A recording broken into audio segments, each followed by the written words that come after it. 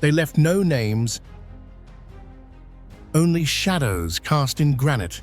In this place, the air remains heavy with a knowledge that has outlived its masters. You stand before structures that shouldn't exist, where stones weighing tons are fitted with a precision that defies the tools of the present. Every chamber is a puzzle of geometry and light, designed to align with celestial events that occurred 10,000 years ago. There are no inscriptions to explain their purpose, no graves to mark their passing, only a haunting resonance that vibrates through the soles of your feet. It is an architecture of absolute silence, a testament to a power that moved mountains and commanded the tides before history began. To enter is to realize that our world is merely a layer of dust atop a much older, much colder truth. While Bagan is already famous on the travel map of Myanmar, with thousands of temples dotting the Golden Plains, Mrauk U is a hidden gem covered in layers of mist and centuries of oblivion. Even to this day, the ancient city of Mrauk U stands as a massive unsolved puzzle, not only about history, but also about how ancient people built hundreds of monumental stone structures far ahead of their time, amid treacherous terrain and the great upheavals of human history. What do you think is the greatest mystery about the stone city of Mrauk U? How do you think ancient people managed to build such monumental structures in this misty and challenging land? Share your thoughts in the comments below. Mrauk U lies in the northwestern region of Myanmar in Rakhine State and was the ancient capital of the Arakan Kingdom for nearly 4 centuries, from around the year 1430 to 1785. Unlike the vibrant atmosphere of Bagan, Mrauk U evokes a sense of isolation mystery, as if it is a world completely separated from the modern age. Each morning, thick layers of mist envelop the hills, revealing only the roofs of temples and ancient stone stupas, somber, cold, yet captivating lines, reminiscent of an Eastern mythological tale.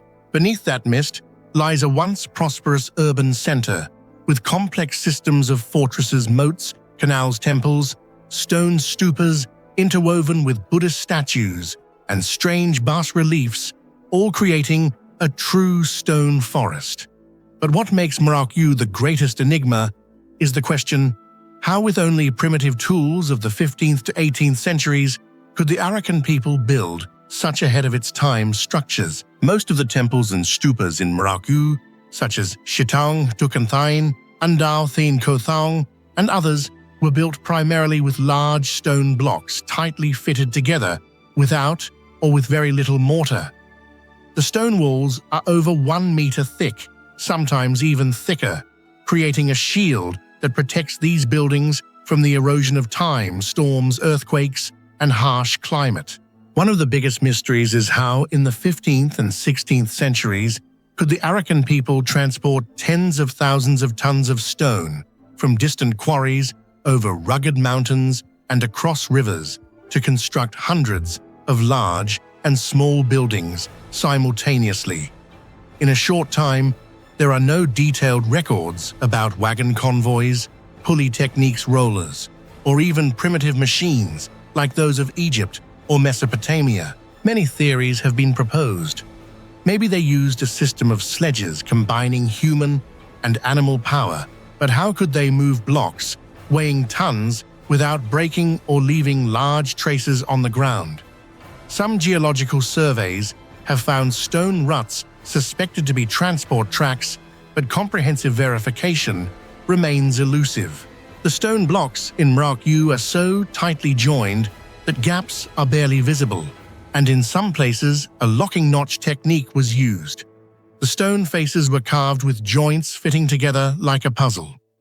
This phenomenon is usually seen in great civilizations such as the Inca or ancient Egypt, but in Southeast Asia, it is a particularly rare mystery. Construction experts note that given the tropical climate where stone is prone to moisture and expansion, the stone walls of Mrauk U have stood strong for hundreds of years without collapse or sinking. Many enclosed rooms in these temples have arched or semicircular shapes bearing weight excellently despite lacking steel or concrete frameworks. Studies on stone samples show that the construction blocks here are mostly hard sandstone, sometimes mixed with granite or limestone. Notably, some stones in the larger stupas have a surprising durability and water resistance compared to similar rocks elsewhere. Did the Arakan people possess ancient chemical treatment secrets, or did they select only the best quarries to ensure their structures would last forever? A few stupas even have a special water-resistant surface coating, the exact formula of which remains unidentified. Some scholars suspect the use of organic binders or rare minerals, but there are not enough samples for proof. Many stupas, especially Shitaung, meaning 1,000 victories, have spiral corridors, deep underground chambers that serve both as meditation spaces and as cooling systems for the entire structure on hot days. Windows and ventilation holes are arranged logically, allowing hot air to escape and cool air to flow in a technique that many modern buildings could learn from. Spiral corridors, stone mazes winding into the heart of the temple include soundproof rooms. Modern architects are amazed by the geometric precision and logistical rationality for transportation protection and use. Some even suspect secret passages connecting major stupas, allowing rapid movement during attacks or for hiding treasures, but the complete underground map of the city has never been discovered. These were not just religious sites. Large stupas like Tukanthine are designed as fortresses, thick walls, few doors, winding corridors for defense, and small slits for observation or shooting arrows. This blend of religious and military architecture is very special, reminiscent of stone castles in Europe or fortified Khmer temples. A fact remains, after the fall of the Arakan kingdom at the end of the 18th century, the technology of large stone construction here almost entirely disappeared. Locals returned to building houses and temples with wood or simple bricks. No one had the knowledge or strength to recreate the monumental works of Mrauk U. All those construction secrets, tools, and processes simply evaporated from history, deepening the region's air of enigma. Though once a powerful kingdom that controlled maritime trade linking the Indian Ocean and Southeast Asia, the history of the Arakan dynasty is shrouded in mists and wars. There was a time when fleets of this kingdom traded as far as Bengal, India, and even further. But then the city fell, Burmese dynasties occupied it, and thousands of documents, treasures, and artifacts vanished without a trace. All construction techniques, architectural drawings, construction diaries, if they ever existed, were buried or destroyed. That is why, to this day, any research into Mrauk U's building methods is like finding a needle in a haystack, based solely on relics and folklore. Within the great temples and stupas, people have found bas-reliefs and Buddha statues with facial features different from Myanmar's tradition. Deep eyes, thick lips, some with mysterious symbols on their foreheads or hands. Many carvings show hybrid creatures, scenes of warriors' magical rituals, or even objects of bizarre shapes that no one has deciphered. A legend says the builders were holy artisans possessing secret incantations or magic that could summon stone from afar or make stone soft, like clay, for easy shaping, similar to liquefaction legends in South America. Though just folklore, there are still far too many unanswered questions about the materials and techniques. Unlike Bagan, which has become an open-air museum, Mrauk U remains a city where people live among stone stupas centuries old. Life here seems frozen in the past. Locals retain many ancient customs, festivals, as if history never ends. Sometimes the elders recount tales of secret passages, hidden treasures, stone doors no one can open, stories passed from generation to generation continuing to feed the historical mist enveloping the city. Archaeologists continue to excavate untouched areas around Mrauk U. New discoveries of underground chambers, sealed rooms, mysterious passages beneath the earth, and auxiliary structures unseen elsewhere in Myanmar have emerged. But every discovery leads to more questions, as if this city is a maze of time. The more you explore, the deeper you get lost in the ancient enigmatic past. The stone walls of Mrauk U still stand strong, challenging both time and human intellect. Every stone block, underground passage, and carved symbol holds unresolved secrets, as if waiting for someone to uncover them. Will we one day be able to understand the techniques, tools, or the construction code of the ancients to shed light on this mystery? Mrauk U is not just an ancient city, but also an eternal challenge from a mysterious civilization, reminding us that countless ancient secrets have yet to be discovered by humanity. Nestled among the verdant hills of Madhya Pradesh, a colossal stone monument has stood in silence for more than 2,000 years, seemingly impervious to all the upheavals of human history.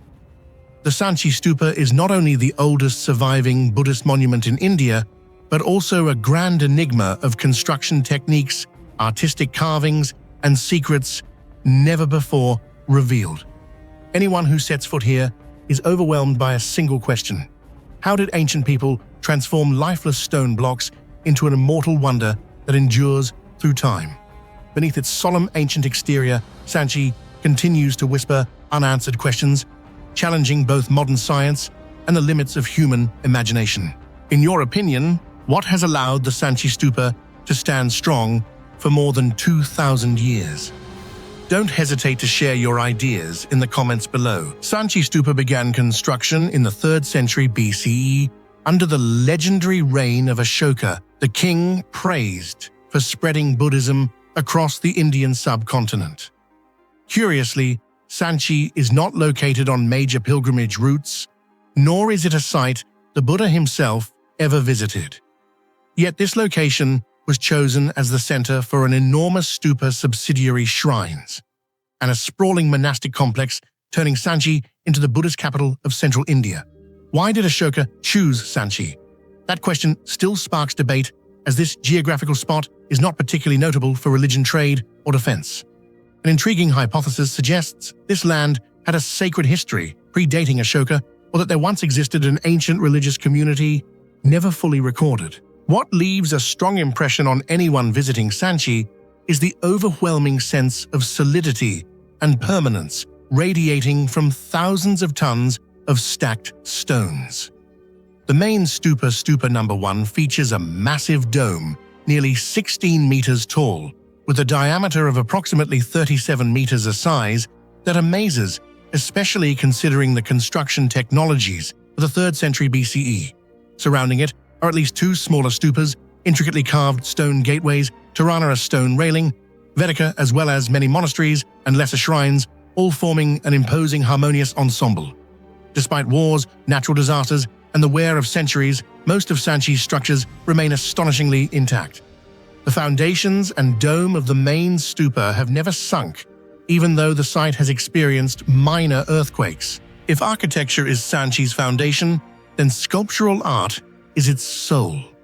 The 4 Tirana gateways erected around the 1st century BCE are highlighted by hundreds of extremely intricate stone reliefs, scenes from the Buddha's life, legends, sacred animals, and mysterious symbols.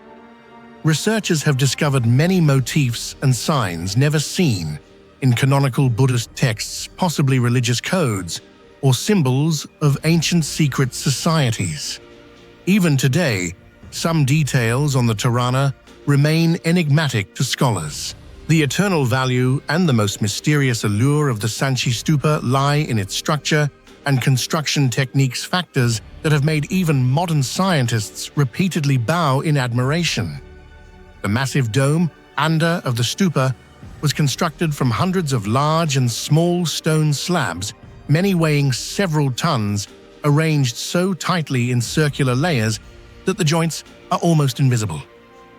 What is truly astonishing is that the entire dome uses no mortar or any modern adhesive. It relies completely on the principles of self-support gravity and masterful stone-fitting skills. The pressure from the upper layers of stone is distributed evenly downward, allowing the whole structure to stand firm like a man-made mountain. Even after experiencing minor earthquakes or enduring harsh weather for thousands of years, the dome has never cracked or collapsed. Such techniques are usually only seen in other great world heritages, like the Egyptian pyramids, Machu Picchu, or Stonehenge, places often associated with theories of lost knowledge or construction methods ahead of their time. One of the biggest mysteries is the source of the stone used to build the stupa and how it was transported and worked.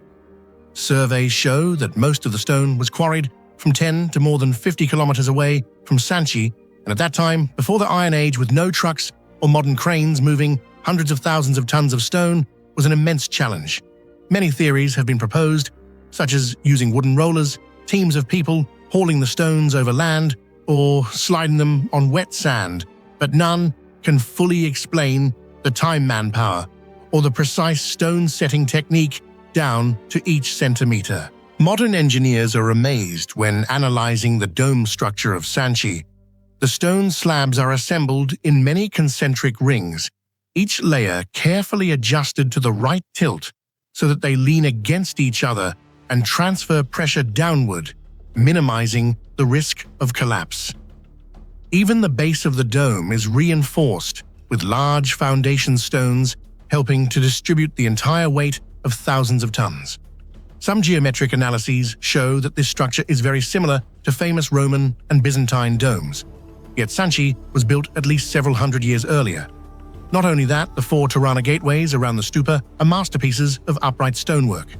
Each gateway consists of 2 vertical stone pillars, topped by 3 horizontal stone beams, decorated with dozens of deeply carved reliefs. Remarkably, there are no signs of the pillars having sunk or tilted, despite bearing immense weight and weathering 2,000 years of the elements. This raises a major question. How did ancient craftsmen erect such heavy stone pillars without cranes, drills, or modern scaffolding? Encircling the base of the stupa is the Vedika stone railing system, whose columns and crossbars are connected by mortise and tenon joints similar to ancient East Asian woodworking techniques. The stone joints are so tight that almost no adhesive was needed. After 2,000 years, many sections remain sturdy, neither shifting nor breaking.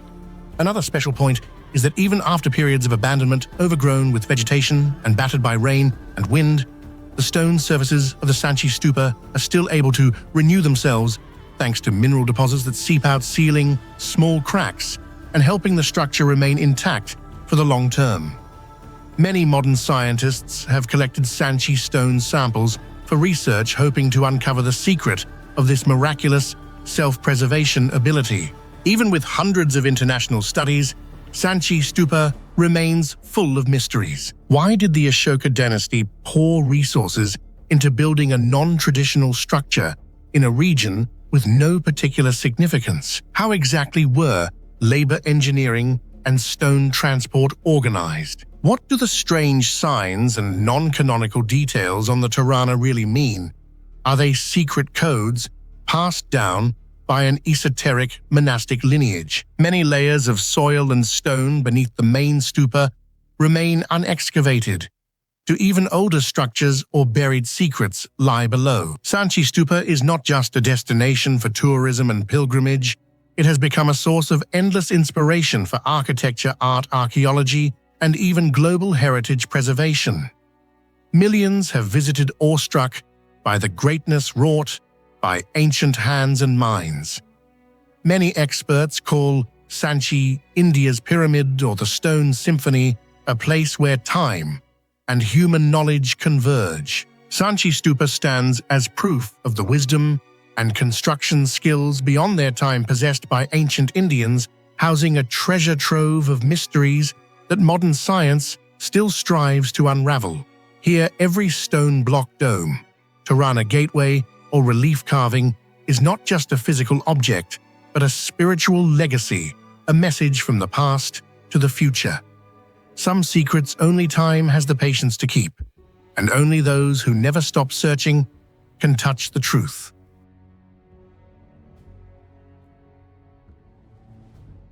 Hidden deep in the wild mountains of southwestern New Mexico, United States, the Gila cliff dwellings appear like an endless riddle from prehistoric times.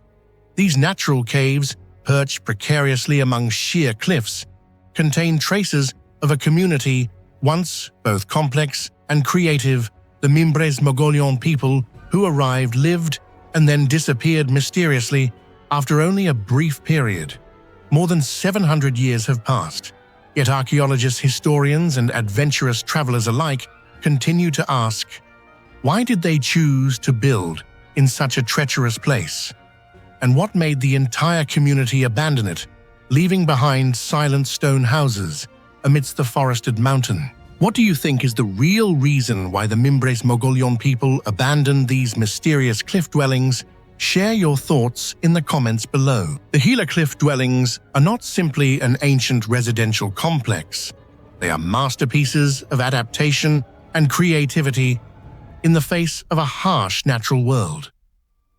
Large caves, carved deep into the limestone cliffs of the Gila River Canyon, were fully utilized by the ancients to construct around 40 rooms from stone, wood, and earth, forming a secluded yet sophisticated community.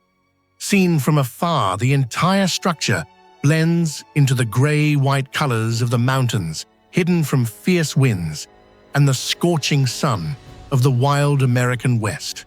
What most puzzles researchers is why the Mimbres Mogollon people chose to live on such treacherous cliffs instead of settling in the flat valley areas, which were far richer in water and fertile soil for cultivation. The caves are located high up, and reaching them requires traversing steep, slippery paths completely inconvenient for daily life, especially for the elderly and young children. However, upon closer examination, it becomes apparent that this very challenging terrain provided some unexpected advantages for defense and survival. The sheer cliffs, deep caves, and narrow entrances formed a natural fortress that was very difficult to attack by surprise. Archaeologists have also found evidence that the ancient inhabitants built defensive walls, designed small entryways, and arranged ventilation holes strategically, so anyone attempting to enter would have to overcome a series of both natural and man-made obstacles. In addition, these cliffside caves maintained a much more stable temperature compared to the outside environment, keeping the residents cool in summer, warm in winter, and protected from sandstorms, intense heat, or heavy rains, common in the southwestern desert. Furthermore, some theories suggest that this era saw waves of migration conflicts between tribes or an increase in marauding groups, so living within the cliffs helped the community reduce the risk of being detected and attacked, ensuring safety for the entire group. In addition to survival-related reasons, many anthropologists believe that the Mimbres Mogollon people's decision to build their homes on cliffsides also stemmed from spiritual and religious meanings. For many indigenous cultures in the Americas, mountains and caves are always considered sacred places where humans can connect with the divine. Constructing homes high on the cliffs was not only a protective measure, but also symbolized a connection between people and the heavens, ancestors, and supernatural forces. According to the legends of the Apache descendants of these ancient inhabitants, the Gila region is regarded as sacred land, a place where ancestral spirits reside. Many drawings and symbols found on the cliff walls in the Gila caves are believed to signify protection prayers for peace or a desire to connect with the spiritual world. During the period from 1200 to 1300, the American Southwest experienced significant climatic upheavals, prolonged droughts, flash floods, and shrinking fresh water sources. Moving higher into these lofty caves allowed the community to better manage water supplies store food, and protect livestock and property from flooding and other unpredictable disasters. To this day, there is no single answer. It's possible that all the above factors, social upheaval, ancestral legends, and defensive needs combined to drive the Mimbres Mogollon to hide themselves on the cliffs. When stepping into the Gila cliff dwellings, visitors feel as if they are passing through a time machine and returning to a distant past. The system of stone rooms here connects to one another through narrow passageways, including sleeping quarters, a large meeting room, kiva, food storage rooms, fireplaces, and alcoves used for storing belongings. All of these were constructed with extremely meticulous craftsmanship, from neatly stacking the stones and joining the wooden beams with solid mortars and tenon joints to building roofs reinforced with mud plaster mixed with plant fibers for added durability. The items left behind in these rooms, such as uniquely patterned ceramics, stone tools, animal bones, woven fabrics, and braided cords, all demonstrate the advanced technical and artistic skills of the ancient people, as well as their high level of community organization. Notably, on some walls and cave surfaces, there are also abstract drawings and mysterious symbols, which were likely related to their spiritual beliefs, rituals, or served to preserve the collective memory of their community. The greatest mystery surrounding the Gila cliff dwellings is the sudden disappearance of the entire community after only about 20 to 30 years of living there. They abandoned the cliffside dwellings without leaving any clear trace of the reason for their departure. There are no signs of warfare or violent conflict, and the artifacts left behind suggest that the people left in a rather calm manner. Many of their belongings remained intact, not destroyed or showing evidence of haste or panic.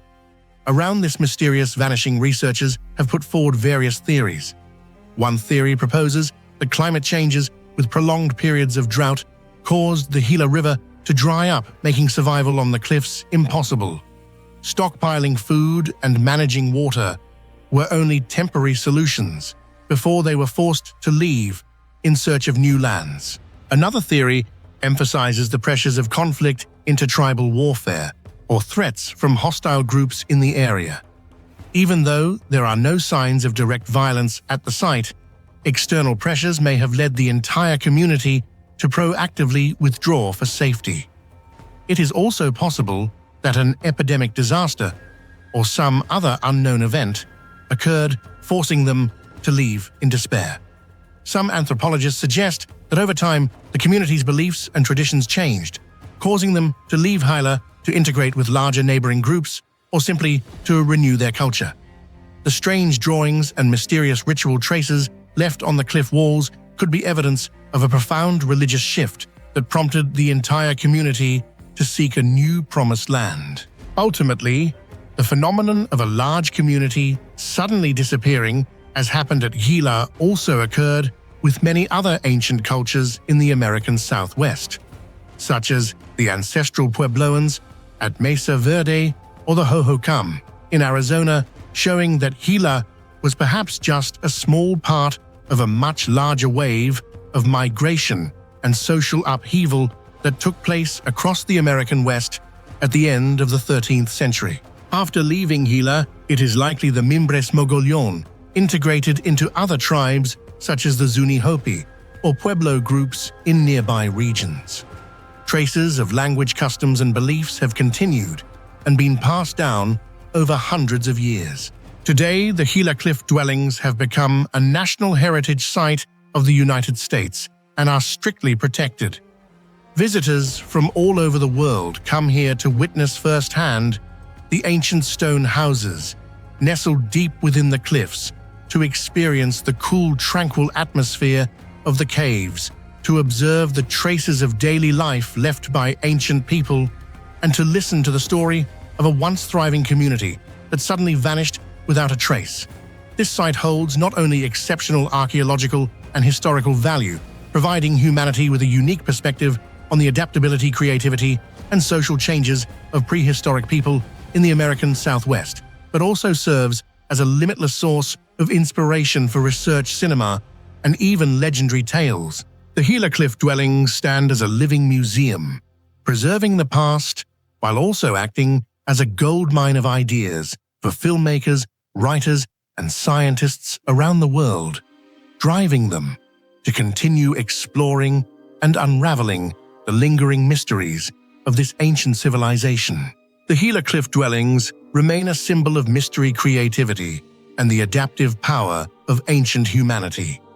Behind the silent stone walls lies a grand story of survival, ceaseless social transformation, and the haunting experience of leaving, starting anew in a distant land. Why did they choose to live on such treacherous cliffs? What compelled them to leave? And how many stories remain, waiting to be uncovered? These are everlasting invitations for those who long to explore the history of humankind. In the basalt highlands of northern Ethiopia, where clouds often shroud the sun and church bells echo through the pristine landscape, there exists a structure that amazes the entire world: Church of St. George, also known as Bete Georgis. Not only is it a source of pride for the Ethiopian people, but this church is also one of the greatest mysteries in the history of human architecture. From the very first glance, anyone is captivated by the grandeur of this monolithic stone church with its perfectly balanced Greek, cross-shaped roof, its four edges sunken deep into the earth. Yet beneath that outer appearance lies a series of unanswered questions about construction techniques. How could people in the Middle Ages with no modern machinery carve out such a massive structure from a single block of stone? The secrets, methods, tools, and even the legendary stories of supernatural assistance all contribute to the church's mystical aura. What do you think? Did medieval people have secret techniques or lost technology to build such a massive monolithic stone church? Or do you believe in the legends of supernatural help? Share your thoughts in the comments below. Unlike all classic constructions built by stacking individual stones, the Church of St. George was carved in reverse.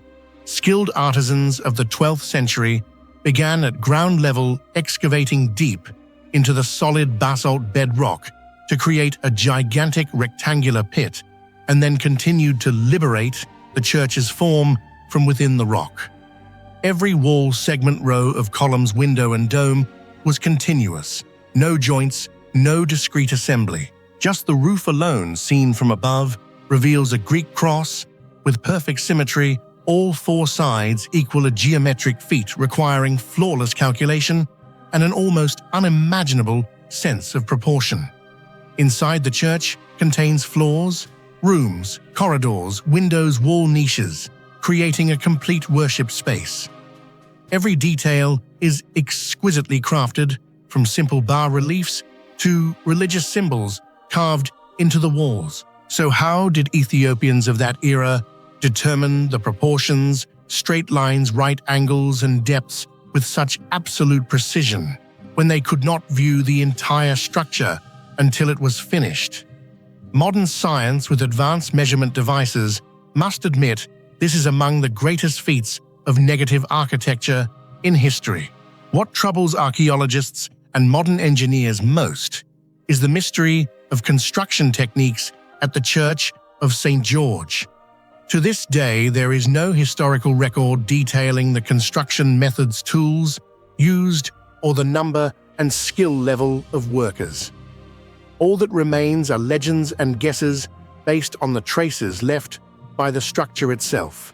There is no clear evidence of hammers, chisels, pulleys, or large stone-moving systems, even though it is clear that thousands of tons of stone had to be removed from deep pits, while the entire Lalibela area is set on a rugged, high plateau, far from major settlements with extremely difficult transportation conditions. No one knows how many laborers were needed or how they transported and disposed of the debris. There are also no traces of ancient scaffolding, anti-collapse systems, or any large-scale construction technology. Some theories suggest that the craftsmen softened the basalt with water before carving or used secret metal tools now lost to history. Some studies propose that medieval Ethiopian engineers might have applied advanced geometric and mathematical principles using ropes, plumb bobs, water levels. Yet this still does not explain the absolute precision achieved on such a large scale as the Church of St. George. Another enigma, the church contains many corridors, water channels, and underground passages connected to other churches in the Lalibela complex, forming a complicated network like an underground city. This system could have served religious drainage or even defensive purposes, but the coordinated design and construction, especially in solid bedrock, is an almost inconceivable feat. When modern science cannot fully explain things, legends about supernatural origins spread even more widely. In Ethiopian epic tradition, King Lalibela, the city's namesake, was guided in a dream by angels on how to build a New Jerusalem in Africa. There is a tale that during the day mortal workers labored. At night, angels continued the work at miraculous speed, enabling the structure to be completed in just a few decades instead of centuries, as with many other monumental projects. Many Ethiopian Christians believe only divine power could enable people of that era to create something of such scale in a short period using simple tools whose traces remain undiscovered.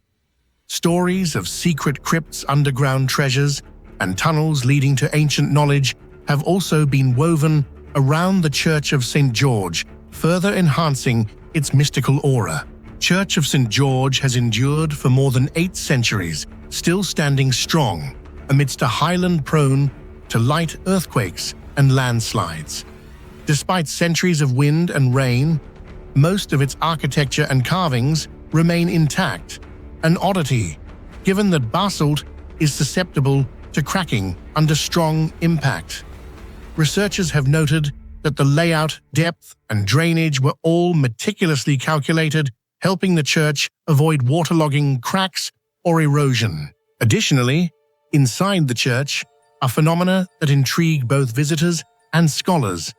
Strange echoes in the rather confined space, beams of sunlight passing through stone windows exactly on St. George's feast day each year, creating rare divine light effects.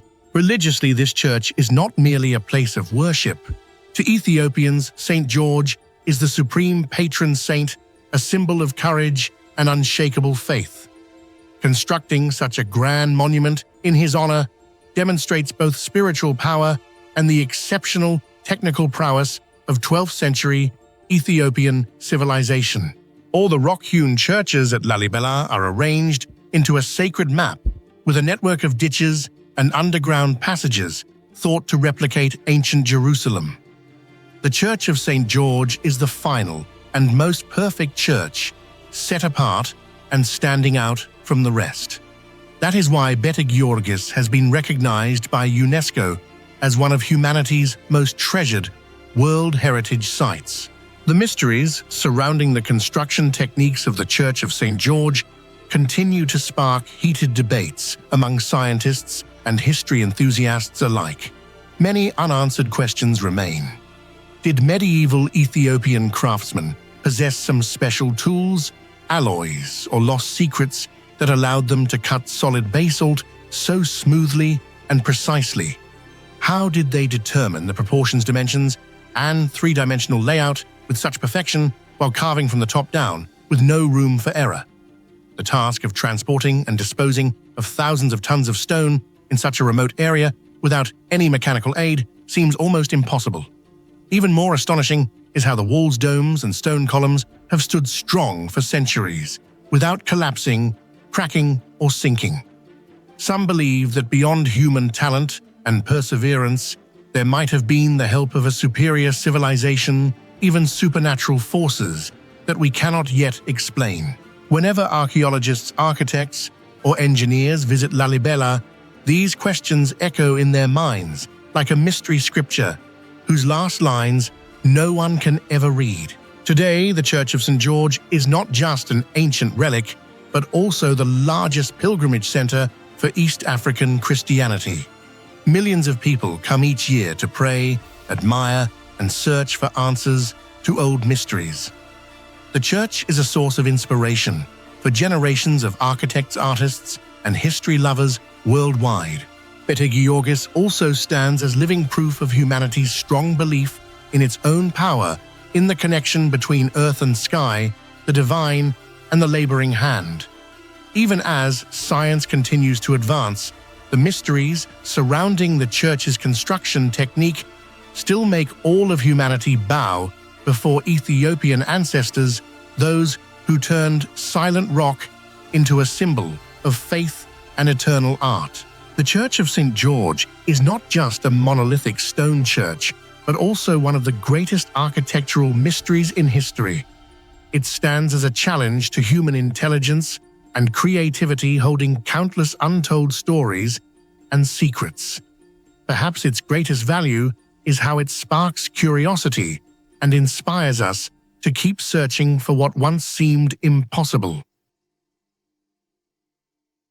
Nestled at the foot of majestic mountains in western Iran, amid the murmur of streams and the shade of ancient trees, Taq-e Bostan emerges like a gateway to an era where art and power were woven into mystery. Not as ostentatious as Persepolis, nor as grand as royal tombs elsewhere, this site is a true stone marvel, where each carved line still seems to vibrate with the whispers of the past. Who created these timeless masterpieces, and what methods do they use to transform sheer cliff faces into vivid, sharp, epic murals that have endured for thousands of years through countless seasons of sun and rain? Taq-e Bostan proudly guards its secrets, defying every generation to unlock the invincible enigma of Persian rock carving art. What do you think is the greatest mystery of Taq-e Bostan? Share your thoughts in the comments below. Taq-e Bostan, meaning arch in the garden, lies beside a sweet spring, surrounded by towering mountains. Here, for more than 16 centuries, colossal reliefs have stood firm, despite the passage of time, harsh climate, and countless historical upheavals. Each relief is like a vivid page of history depicting coronations, hunts, and royal audiences of the Sassanid kings, from Ardashir, the second Shapur III, to Khosrow II. Archaeologists, art historians, and mythologists are all amazed by the finesse, realism, and vitality of these figures. Yet what baffles them even more is the carving technique that to this day no one can fully explain. As you approach the majestic stone arches of Taq-e Bostan, it is impossible not to be awestruck by the almost surreal refinement in every detail. On hard limestone surfaces and sheer cliffs, every line from the folds of garments and jewelry to each strand of a horse's mane, and the expressions on faces is rendered with incredible precision. Notably, some reliefs are nearly 1 meter deep, with multiple layers of raised and recessed carving, creating a vivid three-dimensional effect, like freestanding sculpture, even though all the forms remain firmly anchored to the cliff face. This leads anyone to raise a series of pressing questions. How between the 4th and 6th centuries could the Persians accurately determine and sketch out large-scale compositions on such rugged terrain? What tools did they use to cut, chisel, and polish hard limestone at heights several meters above the ground, yet still achieve such flawless detail? How did they manage to adjust proportions and perspective for groups of figures, especially in complex multi-layered hunting scenes, without access to detailed drawings or modern measuring instruments? And above all, how have those sharp lines and delicate features managed to remain intact, neither worn away nor sunken after more than 16 centuries of weathering and the passage of time? Faced with such mysteries, scholars have proposed a variety of theories. Some suggest that Sassanid artisans might have used special alloy hammers and chisels or sophisticated scaffolding systems to access and work on the cliff faces. However, There is no evidence that the Sassanid era ever produced metal tools hard enough on a large scale for such monumental undertakings. Bolder opinions propose that ancient craftsmen possessed secret methods for softening the stone surface using traditional chemical techniques, but this hypothesis remains highly controversial since no trace of such chemicals has ever been found on the reliefs. Even the task of moving hundreds of tons of stone to expand the caves and build arches with blocks over 10 meters high remains a major technical and organizational puzzle, one that researchers have yet to solve definitively. The wonder of Taq-e Bostan is that ancient artisans didn't simply carve images in stone. They harnessed natural light. As the sun moves, lines become more pronounced or recede, creating dynamic visual shifts. Some reliefs viewed at different times of day reveal changing moods and expressions, hinting at deep mythological meaning. Some even show relief on relief. Main figures are deeply raised, with backgrounds dramatically carved back, fully separating subject and ground. This technique is extremely difficult, requiring near-perfect control of force. A single mistake could ruin the entire work. One of the most remarkable features that makes Taq-e Bostan a great enigma of the ancient world is that the traces of tools and carving techniques found here are completely unlike those of other famous stone monuments. On the surfaces of many large reliefs, archaeologists have not found the half-moon chisel marks that are so common in the stone carving arts of Egypt or classical Greece. The hard layers of stone deep within each work remain perfectly sharp, with no evidence of edge fractures or cracking when transitioning from the outer layers to the inner ones, as is often seen in many other stone structures. Especially at Taq-e Bostan, even extremely small details like fingernails, folds of garments, or intricate patterns on armor are rendered with astonishing clarity, even in positions that are very high up and difficult to access or work on. The technique of combining raised relief, sunken relief in seized carving, and open work is also truly astonishing. Ancient artisans did not rely on a single method, but seem to have employed nearly all known stone carving techniques in history and did so on a grand scale, maintaining flawless consistency in both aesthetic and composition. This demonstrates that the technical level and creativity of these ancient people far exceeded what we have often imagined about their era. Not only the techniques themselves, but also the methods of training and organizing labor remain major mysteries. To this day, researchers have yet to find any documents, drawings, or traces relating to carving workshops or models that were made before the actual work commenced. It seems that the artisans of the Sassanid era mastered advanced principles of geometry and mathematics rivaling those of Egyptian or Greek architects, yet they left no written record or legend about these extraordinary skills for future generations. A striking aspect of Taq-e Bostan is that its importance is not just technical, but symbolic, mythological, and political. Images of gods like Mithra and Ahura Mazda, alongside kings, lotus flowers, halos, mythical beasts, all are sculpted with meticulous accuracy, with symbolic meanings still debated by scholars today. Many motifs have never been found at other sites: winged lions complex, sacred flowers, or certain weapons and armor unknown in other archaeological finds. Some believe that the perfection of carving here was meant to emphasize the absolute power of Sassanid monarchy. To conquer stone is to conquer both nature and the divine. The epic hunting scenes Khosrow II astride his charger elephant hunts by boat, all are displays of technical prowess and authority, painting a surreal world where myth and history merge. Modern research teams, even using three-dimensional scanning technology and microscopic cut analysis, still can't precisely reconstruct the process used by Sassanid artisans. Some have tried with iron and hardened copper tools, even modern electric chisels, but the rock structure and the site's geography make true reproduction nearly impossible. Some think beyond superb technique, the artisans had a way to soften stone or used secret solutions to prepare surfaces, but there's still no scientific evidence. It's also possible that these Sassanid master carvers were groups of nomadic artisans absorbing influences from India, Rome, and Greece, yet somehow developed a unique superior method, one that was lost and never recreated by later generations.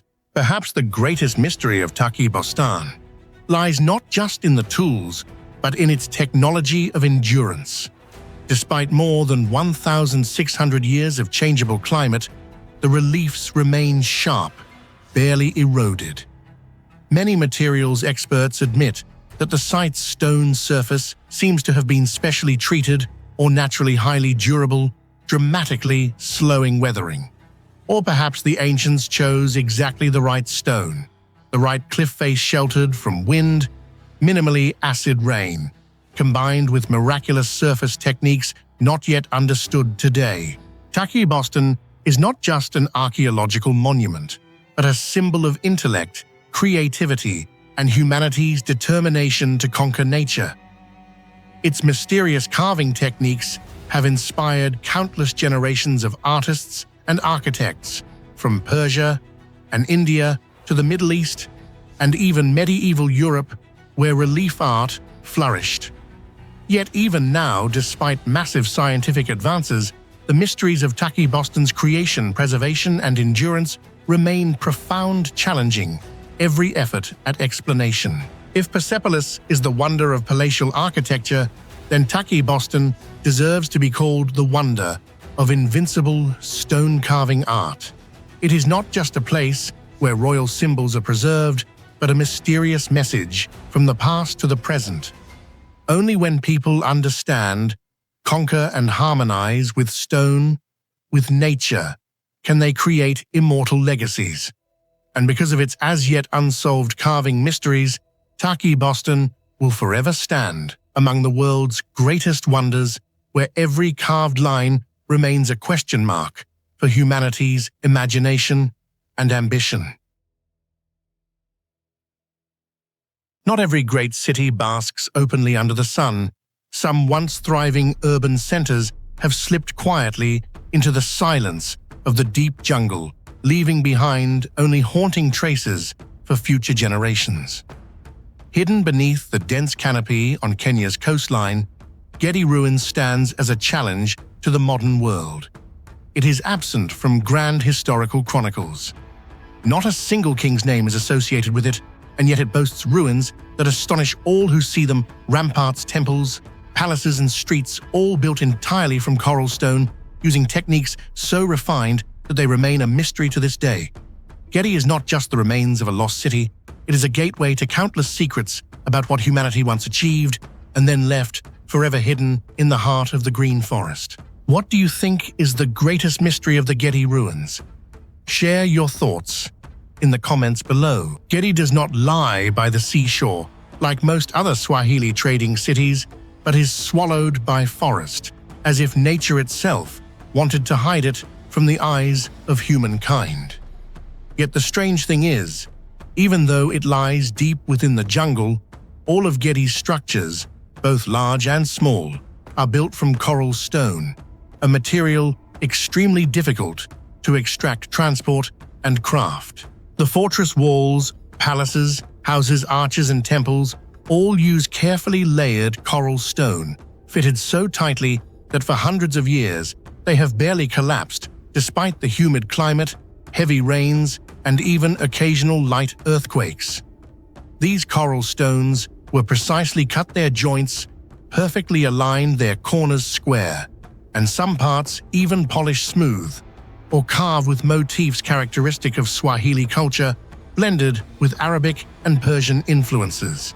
The greatest question haunting archaeologists: how did the people of Gedi cut, transport, and erect walls as tall as 4 meters and almost 1 meter thick, entirely of coral stone? Without modern metal tools, with no evidence of stone workshops, and no traces of pulley or hoisting systems, the challenge of extracting coral from the sea or reefs was already formidable. Bringing it into the forest, then shaping it with such finesse to build a solid city, is far beyond what one would expect from an East African civilization of the 13th to 17th centuries. Some theories propose that the people of Gedi might have used limestone tools or harder locally sourced materials to work the coral stone. Others suggest techniques like layered wall construction, natural adhesives, tree resin lime mud sea sand, or mortise and tenon joints similar to ancient Egyptian monuments. But so far, no clear evidence has been found for how coral stone was shaped and assembled at Gedi, making the entire construction process seem to have vanished from history. Not only plain walls, but Gedi's buildings feature arched doors, pillars, decorative ledges, geometric patterns, and large gates reminiscent of the Middle East. Narrow walkways, paved with coral tiles, underground water channels winding around houses, doors precisely crafted to fit coral frames. All these create a sense of modernity, far surpassing other villages of the same era in East Africa.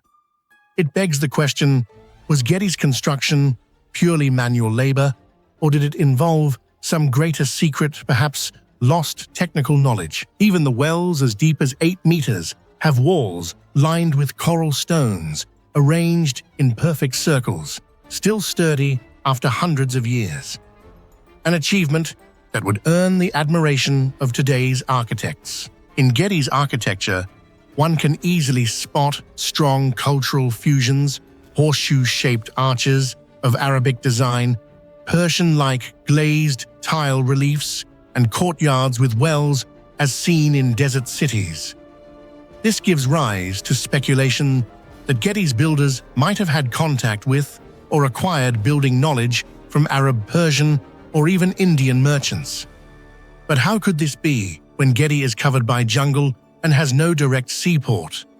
There are no found records, blueprints, or any evidence of professional builders arriving from afar. This only deepens the mystery surrounding the Gedi ruins. A stone city in the forest, yet Gedi's residents enjoyed clean water systems underground. Wells, rainwater systems, and separate sewage systems for each home. A rarity among East African towns of the Middle Ages. All storage tanks and water channels were made entirely of coral stone, fitted so tightly as to be almost leak-proof, providing safe living conditions, even without modern cement technology. These discoveries further support the idea that Gedi's expertise in building with coral stone surpassed that of neighboring civilizations. Coral stone is unlike regular mountain stone. It is porous, light, but very difficult to cut smoothly and easily shattered if struck too hard. Choosing this material shows a profound understanding of nature and local climate. Thanks to its insulating and moisture-absorbing properties, coral stone keeps Gedi's buildings cool in the tropical forest and prevents mold and pests. But the entire process of selecting, extracting, transporting, and turning it into multi-story buildings, pillars, and fortress walls is a secret art that no one has fully replicated in the modern age. Hidden deep in the forest, Gedi was once an international trade hub. Archaeologists have uncovered Chinese porcelain, Persian glassware, Arabic coins, and Indian jewelry within coral stone houses. This proves Gedi's people were not only skilled builders, but also wealthy enough to import luxury goods from Asia and Europe. Yet no historical records exist of a Gedi dynasty, no known kings or founders, and no one can explain how such a thriving city vanished from African history. Today, what remains of Gedi are the coral stone palaces, grand mosques, arches, multi-room houses, and tombs, covering almost 40 hectares. The large, ornately carved tombs blend Islamic and local religious motifs, further enhancing the mysterious aura of this lost city. Locals believe the ruins are protected by ancient spirits, and only those with true respect are permitted to explore deeply. Astonishingly, there are no traces of destruction, burning, or mass injuries common in dead cities. This coral stone city was abandoned in the 17th century for unknown reasons. There were no major famines, no recorded epidemics, and no battles noted in historical documents. Did the inhabitants leave in silence, or were they swept away by a natural disaster unknown to us? Or was it simply a mysterious shift in trade or religion that history overlooked? Today, Gedi ruins is recognized by UNESCO as a heritage site, attracting thousands of researchers, tourists, and mystery enthusiasts. Every coral stone, every archway, every tomb is a link in a greater unsolved story. Archaeological teams continue quietly excavating, analyzing tool marks, seeking evidence. But all remain theories. Who built Gedi ruins? How did they transform ocean reefs into a vibrant city deep in the jungle? Why did they leave, and where did their advanced techniques disappear to? Gedi ruins is not just a relic. It is a challenge to modern intellect, an endless invitation for those who yearn to uncover ancient secrets. And as long as the coral stone walls still stand strong in the jungle, the questions of miraculous construction techniques and the city's mysterious existence will continue to haunt humanity. Hidden amid the rugged mountain ranges and harsh climate of northwestern Iran, Takht-e Soleyman stands like an isolated fortress outside the flow of history. Unlike any other ancient wonder you may know, this place is the convergence of extraordinary engineering intellect, religious legends, and questions that challenge even the modern world. Built atop the mouth of an extinct volcano, this complex resembles an inviolable sanctuary surrounded by formidable walls, a deep mysterious lake, and stone ruins bearing the marks of vanished civilizations. Takht-e Soleyman amazes not only with its majestic grandeur, but also with secrets of advanced construction techniques that to this day researchers have yet to fully unravel. What do you think is the greatest mystery behind Takht-e Soleyman's construction? Share your thoughts in the comments below. Unlike most ancient monuments built on solid ground, Takht-e Soleyman is located on an extinct volcanic crater where the soil and rock are easily eroded, the climate is severe, and earthquakes are a constant threat. Yet its walls, temples, and stone gates have stood strong for thousands of years. To construct such a solid city, ancient engineers had to meticulously survey the geology, make maximum use of local basalt and lime, and employ a locking technique to join stone slabs, a structural approach that still amazes modern experts. Notably, many sections of wall and floor remain almost perfectly intact, despite the passage of time and wars. The most remarkable feature of Takht-e Soleyman is its fortress walls, rising from 8 to 10 meters high and measuring 2 to 4 meters thick, encircling the entire site. Stones are finely carved, fit so tightly together that gaps are nearly invisible, and no cement or modern adhesive is used at all. In some sections, massive stone slabs, weighing tons, are cleverly stacked, forming a structure both robust and flexible against earthquakes, prompting the crucial question: how did ancient people transport and hoist such heavy stones to great heights without modern machinery? Additionally, many of the stones, as discovered during excavations, originated from quarries tens of kilometers away. Moving and assembling them atop a volcano on unstable geological ground is an achievement humanity today still cannot fully replicate. At the heart of Takht-e Soleyman lies a circular, crystal-clear lake dozens of meters deep, fed constantly by underground springs, defying the region's year-round dryness. What's amazing is that ancient engineers built an extraordinarily sophisticated subterranean water system comprising stone pipes, drains, and hidden stone channels beneath the ground, managing the water flow, preventing overflow, and protecting foundations from erosion. This system not only served religious purposes, as the sacred lake water was considered a divine miracle, but also acted as a climate control mechanism, protecting the structures from mold and erosion. Today, even with advanced surveying tools, archaeologists have not decoded this entire water network. Questions such as how did the ancients drill and install stone pipes underground, how did they keep the water always clean and unpolluted, remain open. One of the most unique features is that the site's gates, temples, and long corridors all employ stone arch structures, a form of architecture requiring high understanding of force, weight distribution, and material strength. The arches provide excellent load bearing, creating vast interior spaces without support columns, very rare among contemporary structures globally. There are corridors stretching dozens of meters, with perfectly curved arch ceilings and smooth stone walls that create special acoustic and lighting effects during ceremonies. Building such arches demands almost absolute stone cutting, precision, accurate placement of keystone arches, and coordinated teamwork among dozens, even hundreds of craftsmen. To this day, there is no evidence of modern measuring tools ever being used.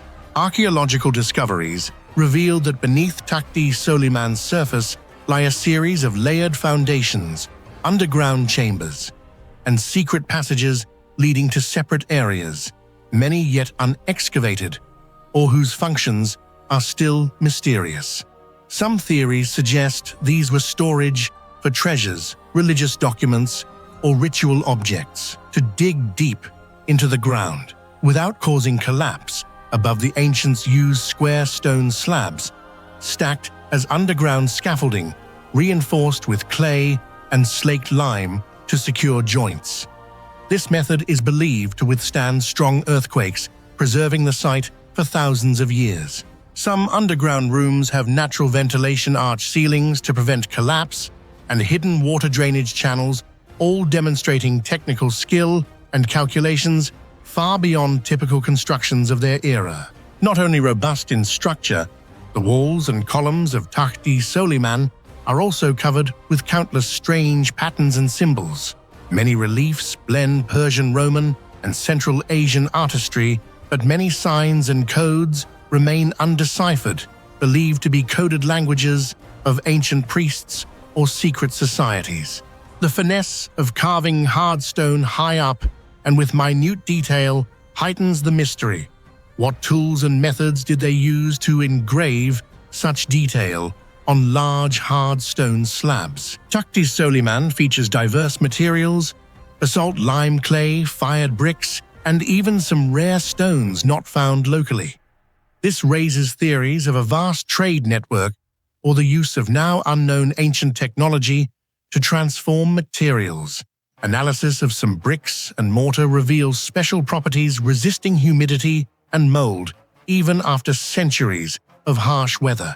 What makes Takht-e Soleyman truly special and mysterious is this: with only ancient tools and technology and limited populations and organization of that era, how could they gather thousands of craftsmen, transport and assemble tens of thousands of tons of material, and construct such a large complex within a few decades? Some scholars believe only close cooperation across many generations, supported by religious esoteric knowledge and special technical secrets, could create a miracle like Takht-e Soleyman. Yet no blueprints, construction manuals, or clear records of the building process have ever been found. Across millennia, Takht-e Soleyman was destroyed multiple times by warfare, earthquakes, and political turmoil. Each time, new generations restored, repaired, or rebuilt atop old foundations, creating an architectural sandwich of complex layers. Sometimes new stones fit perfectly with the old base, even though the construction methods, patterns, and styles differed. This puzzles researchers. How did they precisely locate old joints and reuse materials while ensuring structural integrity? Despite enduring for millennia and being the subject of extensive archaeological research, Takht-e Soleyman remains one of humanity's great mysteries. Many questions to this day have no satisfactory answers. Why was this place chosen as the most important religious center in Western Asia, attracting generations of kings and pilgrims? What tools or devices did ancient engineers use to cut transport and erect those massive stone blocks, as well as to create the perfectly curved arches that continue to astonish experts even now? How did Takht-e Soleyman's water system, underground channels, and purification work? Did people long ago already have hydraulic engineers with knowledge far ahead of their time? Moreover, countless mysterious symbols, intricate reliefs, and underground corridors seem to conceal even deeper secrets about the beliefs, knowledge, or even treasures of a vanished civilization. Takht-e Soleyman is not only a cultural heritage of Iran, but also an architectural code that no one has fully solved. Each stone, each corridor, each layer of foundation is a message from the past to the future of intellect, strength, faith, and mysteries that may never be answered by humankind. If one day modern technology can finally answer all the questions Takht-e Soleyman poses, perhaps humanity will understand itself more deeply and recognize the true limits of our species throughout history. Amidst the dense forests of northern Cambodia, almost 40 kilometers from the famous Angkor Wat complex, lies one of the least known, yet most mysterious and emotional masterpieces of the Khmer civilization, Beng Mealea Lotus in the Pond. Built at the dawn of the 12th century, the ravages of time war and the relentless encroachment of nature have transformed this site into a moss-covered ruin, overflowing with wild beauty and a haunting, mysterious atmosphere. Setting foot in Beng Mealea, visitors do not merely sense a ghostly tranquility, but are captivated by a profound question. How did the ancient Khmer build this marvel? Beng Mealea occupies a site nearly equal in size to Angkor Wat, stretching across tens of thousands of square meters. Massive sandstone blocks, perfectly squared, were quarried, transported through wild forests, stacked and joined together without any binding mortar. This very fact has sparked endless debate about the transcendent construction techniques of the ancient Khmer methods that still leave modern engineers astonished when they witness them firsthand. In your opinion, how did the ancient Khmer transport and assemble those massive stone blocks in the middle of the wild jungle? Share your thoughts in the comments below. One of the most astonishing questions is, where did the Khmer obtain tens of thousands of huge sandstone blocks, each weighing several tons, to build Beng Mealea? And how did they transport them over dozens of kilometers of dense jungle in a time with no modern roads?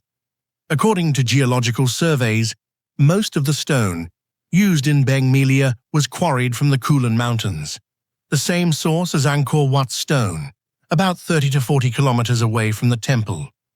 In the context of the 12th century, this is almost unthinkable.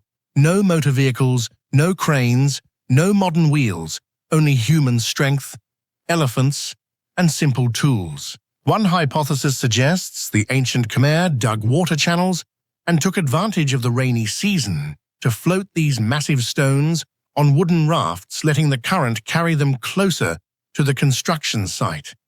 However, how they controlled direction, applied pulling force, and prevented the stones from cracking during transit remains an unsolved puzzle. Many stones at Beng Mealea exceed 2 meters in length and weigh several tons, requiring an organizational and logistical system far surpassing the capabilities of contemporary civilizations. Upon entering Beng Mealea, the most striking impression is the way the sandstone blocks are joined, so tight that not even a thin sheet of paper can be slipped between the seams. Especially remarkable is that the entire structure uses virtually no mortar cement or any kind of binding material. They relied solely on the block's weight, meticulously cut shapes, careful calculations of force distribution, and locking points between stones to create sturdy walls and load-bearing pillars that have withstood centuries without shifting. Even when Beng Mealea has been ravaged by war earthquakes and centuries of jungle overgrowth, most sections of walls, corridors, and vaulted doorways remain standing. Only certain areas have collapsed, mainly where massive tree roots have forced their way through and dislodged the stones. This resilience vividly demonstrates the superior technical level believed by many researchers that the Khmer had mastered mechanical principles, materials science, and construction far beyond the common knowledge of the medieval period. All of Beng Mealea is laid out like a gigantic stone labyrinth, intersecting corridors, interconnected vaulted doorways, large and small rooms arranged by strict spatial rules. At the center stands a tall tower with satellite rooms radiating outwards, surrounded by moats walls and grand gates with stone bridges spanning the moats. Each corridor is a work of art, with square stone slabs, the outer faces either plain or adorned with bas-reliefs, the inner layers stacked to create open space and withstand the elements. Notably, many corridors and arches use a keystone technique, distributing compressive forces across different stones so that the overall structure remains stable even if some points shift. Moreover, archaeologists have discovered many layers of stone foundations underground, passages, rainwater cisterns, and a highly complex system of water channels within the temple. To this day, these features have not been fully surveyed or reconstructed due to collapsed terrain and thick jungle. Many believe Beng Mealea once possessed a mysterious underground world, serving ceremonial or defensive purposes in times of attack. Unlike classical Roman or Greek monuments, Beng Mealea leaves no clear traces of specific tools, molds, or materials used for shaping and assembling stone. Yet its bas reliefs, statues, and decorative motifs still display astounding detail, from intricate Naga serpents and Garuda birds to stylized Khmer lotus petals. Most of these details were carved directly onto hard stone, showing little flaking or wear even after centuries exposed to the elements. Many researchers speculate that Khmer builders used very sharp copper or iron tools, or perhaps even some secret method to soften the stone surface before carving. However, no archaeological evidence of any such special tools has been found to date, fueling theories about lost technologies in ancient Southeast Asian construction. One fascinating feature of Beng Mealea is that despite violent attacks by nature giant trees growing through walls, roots breaking up foundations, floods eroding the base, many walls, corridors, and arches remain standing or have only shifted slightly over time. Closer examination reveals that the builders did not use a completely rigid foundation, but created a floating base, allowing the stones to self-adjust to geological changes and the force of tree roots without collapsing the entire structure.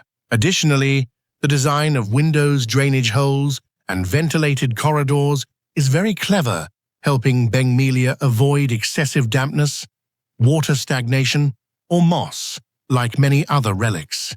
This proves that ancient Khmer builders closely observed and studied the climate, soil, and ecology of tropical forests, and applied this knowledge to their architecture to ensure centuries of durability. Compared with contemporary structures in Asia and the world, very few places reach such levels of stone transport assembly design and construction without mortar, while also ensuring both enduring strength and high artistic value, like Beng Mealea. If Egyptian pyramids or Stonehenge also used massive stones, their assembly was simpler and more primitive, whereas Beng Mealea, like Angkor Wat, is a complex system of temples with multiple layers, floors, interconnecting corridors, and very modern force-locking points. This has led many scholars to suggest that either the Khmer possessed special technical secrets or there was assistance from factors we have yet to recognize. Perhaps an extraordinarily large workforce, visionary chief engineers, or some secrets of mechanics and materials lost through historical upheaval.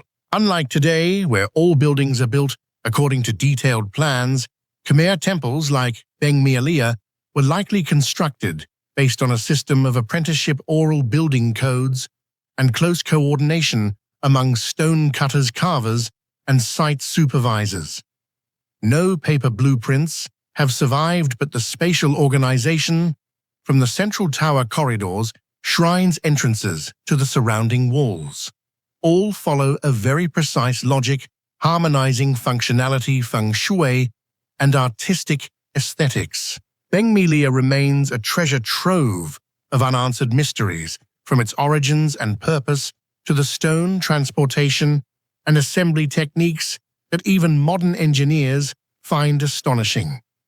Despite being forgotten for centuries, the temple still stirs curiosity and admiration for the timeless ingenuity of its ancient builders. This place is like a living museum of technique and creativity, urging us to wonder, have we truly understood the past? And how many secrets still lie hidden beneath the moss-covered stones, waiting to be discovered? Right in the heart of legendary Cusco, there is a place that time itself seems to have forgotten. Yet it guards the deepest secrets of the ancient Andes civilization. That place is Qenko. Without the grandeur of Machu Picchu or the prominence of Sacsayhuaman, Qenko quietly hides among the hills like a stone map that no one has ever been able to decipher. Setting foot here, you encounter not only cold stones and dark corridors, but also an unmistakable chill. Every cut, every pathway seems to contain a story, a haunting about mysteries that have never been answered, about engineering far ahead of its time, about mysterious rituals, and above all, about the true identity of those who created this strange stone labyrinth. In your opinion, what was Qenko built for? Religious rituals, astronomy, or perhaps some deeper purpose we haven't discovered yet? Who do you think was the true creator behind this mysterious stone labyrinth? Share your theories in the comments below. Qenko, meaning labyrinth or spiral in Quechua, lies only a few kilometers from the center of Cusco, but possesses an entirely separate aura. This structure is an immense cluster of limestone, with narrow corridors, deep underground chambers, staircases, and winding paths like a spiderweb, all carved directly into solid mountain rock. The cuts, grooves, boreholes, and strangely smooth surfaces seem incompatible with any crude tools we know from the Inca era, let alone older civilizations. The most impressive feature of Qenko is the mysterious stone altar, located in an underground room where sunlight only faintly shines through at certain times of the year. This altar is as smooth as if polished by modern machines, surrounded by tiny channels believed to have once carried water or blood in sacrificial rituals, according to some chilling hypotheses. This underground space is cool and echoing, giving the impression that all sound and energy are absorbed into the stone, creating an eerie atmosphere that surely isn't accidental. Unlike grand palaces and temples, Qenko is imbued with a sense of mystery and incompleteness. The dark corridors, rickety stairs, rooms without real exits, deep and narrow grooves and boreholes and stone blocks cut with extraordinary precision, all combine into a whole that resembles a three-dimensional map within the rock, with every step raising an unspoken question. Even today, no one can accurately explain how the ancients could excavate and sculpt such hard stone with this level of precision. Some archaeologists believe there must have been techniques or technologies not yet recorded in modern history. There are even hypotheses about stone softening tools, a kind of lost technology preserved only in local legends. As for the local Quechua people, they believe this is a gateway to the divine world, where supernatural power converges and guards the secrets of their ancestors. One of the most fascinating aspects of Qenko is the fusion of art, spiritual ritual, and astronomical science. Not just a stone labyrinth, Qenko contains countless carvings, snakes, pumas, spiral motifs, all intimately linked to the beliefs and cosmology of the ancient Andes. Many sites in the complex are designed to receive sunlight on special days, solstices, and equinoxes, just like an underground astronomical observatory. In fact, some scholars believe that the spiral grooves on the stone surface are actually maps of constellations or lunar and solar cycles, evidence that the builders of Qenko possessed astronomical knowledge far beyond what history books have recorded. This is the aspect that makes Qenko so haunting for archaeologists and ancient mystery enthusiasts alike, who actually built this entire structure. And what was its real purpose? We often associate Qenko with the Inca civilization because of its location and lingering legends. However, when comparing the age of the stone construction methods and certain architectural details, many researchers believe Qenko could be even older than the Incas, perhaps dating back to pre-Inca civilizations like the Quilca, or to some group that vanished completely from history. Techniques such as hollowing out monolithic stone smoothing surfaces, creating deep spiral grooves, or boring holes through stone blocks weighing tens of tons are simply beyond the reach of bronze stone or primitive iron tools used by the Incas. A great mystery is that there is not a single inscription, writing, or trace left, bearing the names, emblems, or personal marks of those who created Qenko. Everything is completely silent, as if the builders either did not want to or were not allowed to leave any information about themselves. The question of Qenko's true author remains an unsolved riddle, spawning countless theories about a secret civilization, a powerful caste of priests, or even extraterrestrial beings, as some fringe theories suggest. While Sacsayhuaman or Machu Picchu are fortresses, citadels, or palaces, Qenko does not bear any secular function. Every detail from the stone altar, underground passages, channels for water, or blood-cold dark rooms, spiral symbols, to positions that capture sunlight, all point towards spiritual, mystical, and transitional rituals. Some scholars believe Qenko was the site of human or animal sacrifice to beseech the gods for rain, good harvests, or kingdom protection. Others believe it was a soul transformation center, a place where priests helped the dead pass on to the next world, connecting with ancestors, mountain spirits, Apu, or supernatural entities. There are also theories that Qenko was a kind of space-time gateway where humans could communicate directly with cosmic powers, receiving messages or knowledge from other worlds. But there are no ancient documents, records, or illustrations to confirm this for sure.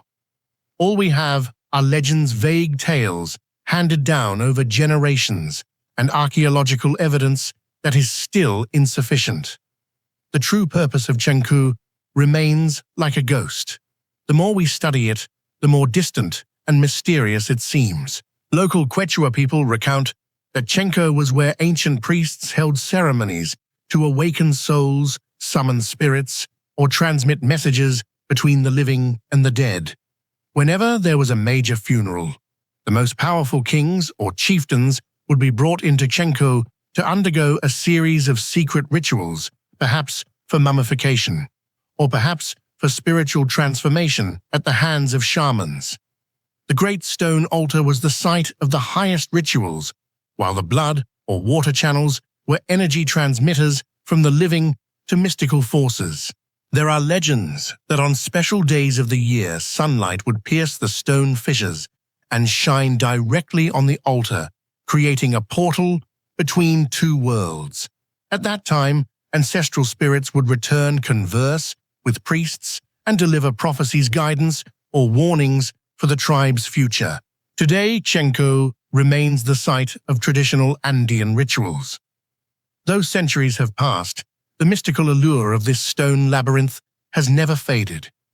Every year, local shamans still hold ceremonies here praying for rain and crops at Qenko, in the hope of maintaining the connection between humans and the divine, between reality and the world beyond. For scientists, Qenko is an archaeological treasure trove, a black box containing humanity's greatest questions. Is this the product of a lost civilization, a group with knowledge ahead of its time, or simply the crystallization of faith art and the aspiration to reach the invisible world? Qenko, with all its legends, architecture, and spiritual energy, still stands silent amid mountain winds, cold rain, and streams of modern visitors. Every cut on the stone, every cold underground chamber, every spiral groove reminds us, history is not a completed story.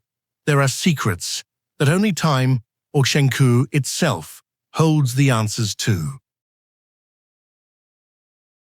Hidden deep within the parched cliffs of the Dead Sea region, the ancient manuscripts known as the Dead Sea Scrolls continue to whisper tales of a bygone era, a time when knowledge, faith, and unsolved mysteries were carefully hidden away like missing pieces of history.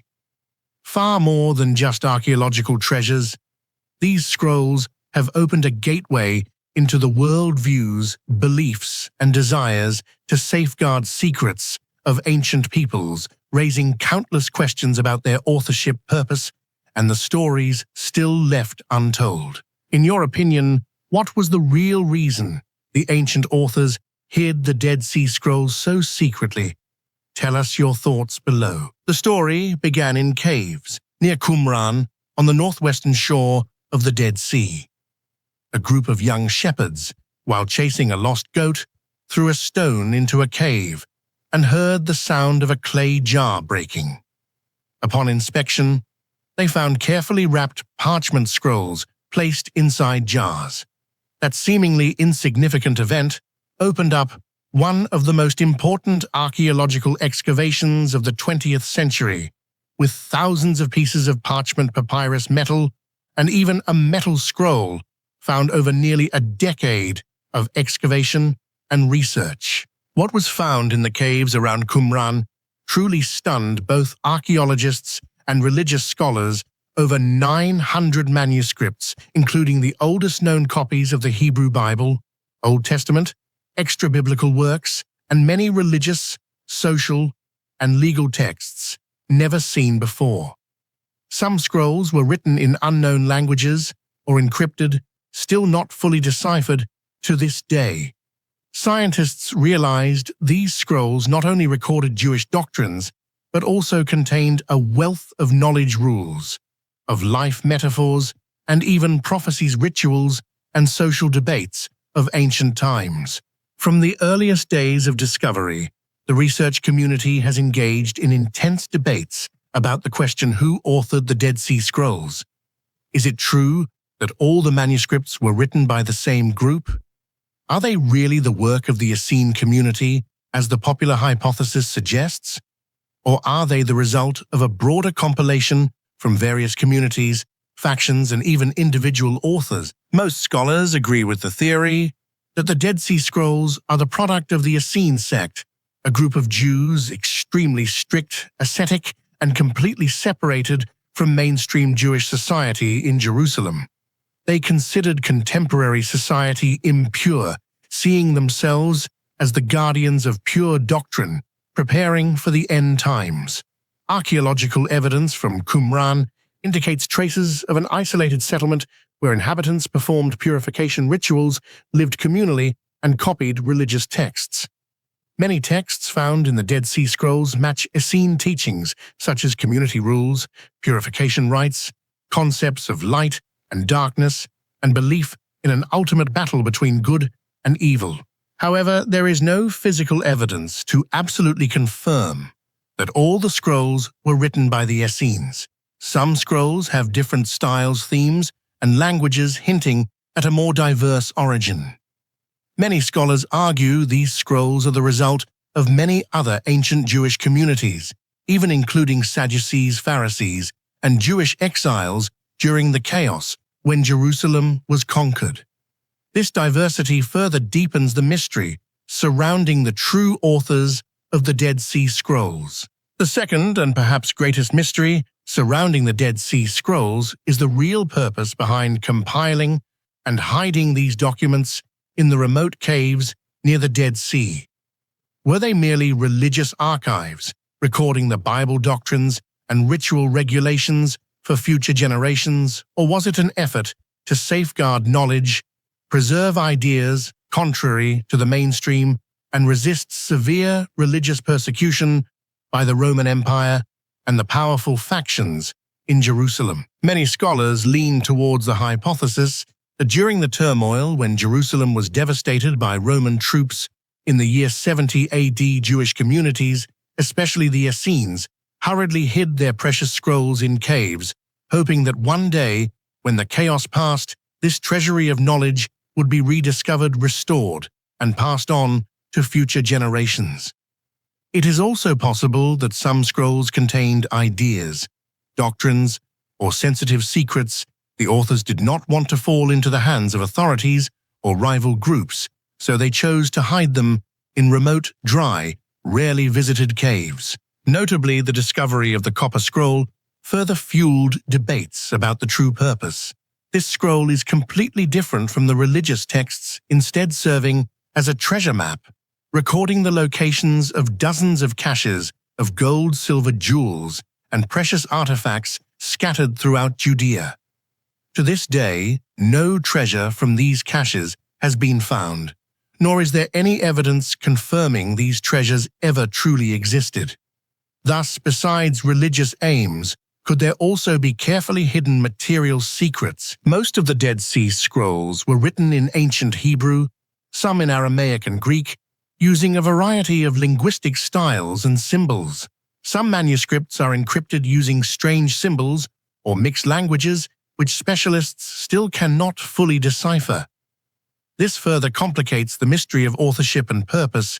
Could this have been intentional by the writers to protect the content from curious eyes, or to avoid detection by enemies? The texts themselves also contain highly diverse content, from Bible copies, extra-biblical prophetic books, community rules, legal documents, poetry, prophecy to records on calendars, astronomy, and rituals.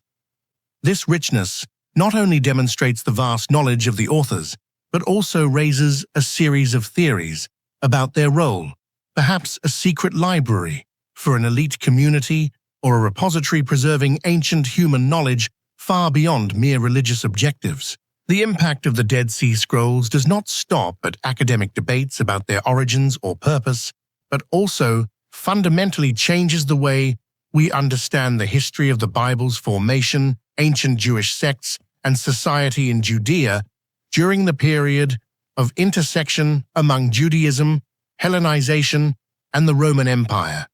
Thanks to these ancient Old Testament copies, scholars have identified the process of editing, supplementing, and modifying canonical texts over hundreds of years.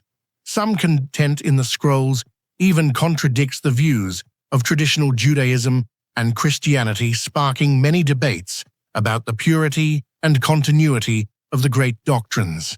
Moreover, for many decades, access and publication of the manuscripts were tightly controlled by a small group of scholars, leading to suspicions of information concealment, editing, or even distorting history for personal or religious gain. Only at the end of the 20th century were most texts digitized and made public, enabling the international scholarly community to research and debate together. To this day, the Dead Sea Scrolls still pose many unsolved mysteries. Were all the scrolls written by a single community? How many more scrolls remain hidden in caves no one has yet discovered? Are there texts containing lost knowledge or even secrets not meant to be revealed to humanity? And more profoundly, is it the nature of ancient knowledge to be forever incomplete, for history itself chooses what will be revealed while the rest remains eternally in the shadows of time. The Dead Sea Scrolls are not just an archaeological or religious legacy, but a symbol of human curiosity and the desire for truth. More than half a century after their first discovery, the veil of mystery over the author's purpose and true value of these ancient scrolls remains thick. Each year, new technology opens more pathways into the past. Yet the questions about the origins, motivations, and ultimate meaning of the Dead Sea Scrolls remain unanswered, awaiting explorers, scientists, and all lovers of mystery to continue the journey of deciphering. If there is anywhere on Earth that shakes the very definition of what ancient humans could build, it is Huaca del Sol. Amid the vast coastal desert of northern Peru, where scorching sun, relentless winds, and floods constantly test the limits of architecture, a pyramid of adobe bricks rises defiantly, challenging both nature and time itself. No machines, no wheels, no draft animals, yet the Moche people left behind a monumental engineering riddle that continues to astonish modern scientists. How did they transport and stack tens of millions of bricks to create a massive structure that has stood strong for millennia? Hidden deep within those bricks and layers of dust are transcendent construction secrets, mysteries of ancestral ingenuity that still elude complete explanation to this day. What do you think was the greatest secret behind the construction of Huaca del Sol? Share your thoughts in the comments below. Huaca del Sol was once the largest pre-Columbian structure in South America.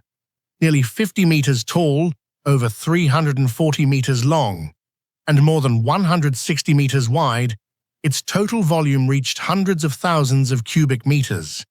It far exceeded all expectations of what societies without iron wheels or draft animals could accomplish. Historical accounts state that to build Huaca del Sol, the Moche used tens of millions of adobe bricks, estimated at between 50 and 140 million bricks each, handcrafted from clay, water, straw, and gravel, then sun-dried until reaching the ideal hardness. Even more astonishing, every brick bears its own unique symbol, the signature of each team or clan, revealing an extremely tight social organization. This was not the product of a single generation, but a communal work lasting hundreds of years, with many layers of people succeeding each other, working together to complete a symbol of power and faith. One of the greatest mysteries of Huaca del Sol is the incredibly advanced construction techniques that the Moche people applied, despite the extremely harsh environmental conditions along Peru's desert coastline.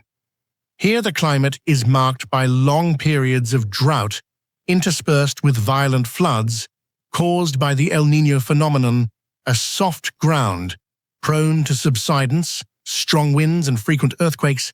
Yet this monument has stood firm for thousands of years. The secret lies in each transcendent innovation they left behind. First, the Moche refined their adobe brick recipe to achieve the perfect ratio of clay, water, straw, sand, and gravel, resulting in bricks that were both hard and elastic, not cracking under strong impact, and not turning mushy in heavy rain. The process of sun-drying each brick in the hot, dry climate further increased its durability, minimized water absorption, and protected it from erosion over time. Beyond the choice of materials, the Moche also constructed Huaca del Sol layer by layer, each level set back from the one below, creating a stepped pyramid that not only enhanced stability but also distributed force during earthquakes. The bricks in each layer were interlocked and bonded with a special clay, creating a flexible skeleton that allowed the structure to expand and contract under stress, much like modern earthquake-resistant engineering. Additionally, organizing the transport of materials was an enormous challenge. Millions of bricks had to be moved from their production sites to the construction site, all without trucks, wheels, or draft animals. Some theories suggest the Moche used bamboo rafts, laid down roads with branches, or took advantage of the rainy season when slippery ground made transportation easier. The traces of ancient roads still found around the ruins today serve as evidence of their meticulous logistics system. Notably, to cope with harsh natural forces beneath the surface of Huaca del Sol lies a highly intelligent network of ditches, drainage pits, and flood-resistant steps, which help prevent floodwaters from seeping in and reduced erosion. Many sections of wall were coated with a special mud mixture that repelled water and deterred mold and insect damage. Finally, although most reliefs and murals have faded over time, remaining traces show that the mochi used natural colors such as red earth charcoal stone powder and even tree resin to create durable pigments that resisted washing out from rain or sun. These decorative techniques not only beautified the site, but also protected the adobe surfaces from natural chemical wear. Beyond the technical factors, Huaca del Sol's success also depended on social organization, mobilizing huge manpower, dividing labor, tracking progress, and ensuring the quality of each brick show that the moche had a tightly managed system. The appearance of signatures on the bricks hints at some form of cooperation or competition between clans, both motivating spirit and controlling quality. Some scholars believe Huaca del Sol was not only a place for rituals or politics, but also a symbol of unity and supreme power of the ruling class. It demonstrates the strength of the community, the ability to overcome harsh nature to create a wonder in the desert. Despite centuries of research, Huaca del Sol still keeps countless secrets that modern scientists have yet to fully decipher. One of the greatest mysteries is the method of brick bonding and the extraordinary resistance to collapse demonstrated by this structure. Some sections of wall that have subsided reveal the presence of special core areas, which may consist of bricks fired using more advanced technology or that were reinforced with a layer of mud containing mysterious additives whose exact composition archaeologists have not yet identified. In addition, the ventilation and climate control systems inside Huaca del Sol remain a significant challenge for researchers. Many deep rooms within the pyramid are able to maintain a cool temperature in summer and avoid humidity during the rainy season, but the construction techniques that enabled this are still not completely understood. Furthermore, the maintenance and expansion mechanism of Huaca del Sol is another major question. Across many generations, the moche appear to have regularly repaired, added new layers, and patched old walls, yet without demolishing the original foundations. This has created a unique layered history, reflecting both sustainable construction thinking and posing new challenges for modern excavation and restoration. Finally, the true reason for the decline of Huaca del Sol remains a matter of debate. Was it harsh climate change warfare, or simply the overwhelming weight of the immense structure itself that led this monumental site to the brink of collapse? In reality, much of Huaca del Sol was destroyed by gold mining activities and natural disasters, yet it is astonishing that its foundations remain sturdy after thousands of years. All these factors combine to turn Huaca del Sol into an archaeological black box, a place preserving secrets of technology, engineering, and transcendent moche ingenuity that humanity has yet to fully uncover. Compared to the pyramids of Egypt or stone temples of the Middle East, Huaca del Sol stands out for its construction techniques adapted to Peru's extreme coastal climate. Without stone, without large wooden pillars, which are rare in the desert, the mochi invented a mass construction method using adobe, quick, efficient, and customizable for each period's ritual and political needs. Notably, while contemporary with Nazca or Paracas civilizations, in southern Peru, only the mochi developed adobe construction at such massive scale and with a complete layered earthquake-resistant system. Today, Huaca del Sol is where scientists, civil engineers, architects, and historians come to learn and discover ancient secrets applicable to modern construction, from green materials resilience to nature to mobilizing community strength. Above all, this structure reminds us ancient people were not less intelligent nor less creative or determined than we are today. To this day, millions of ancient adobe bricks lie silently under Peru's sun and wind, like unread pages of human history. Beneath layers of dust, the secrets of transcendent construction, social organization, and mysterious motivations still await discovery. Perhaps only when we answer, how did the ancestors of the Moshi achieve the impossible, will humanity truly understand the value of Huaca del Sol, a grand legacy of ancient intelligence.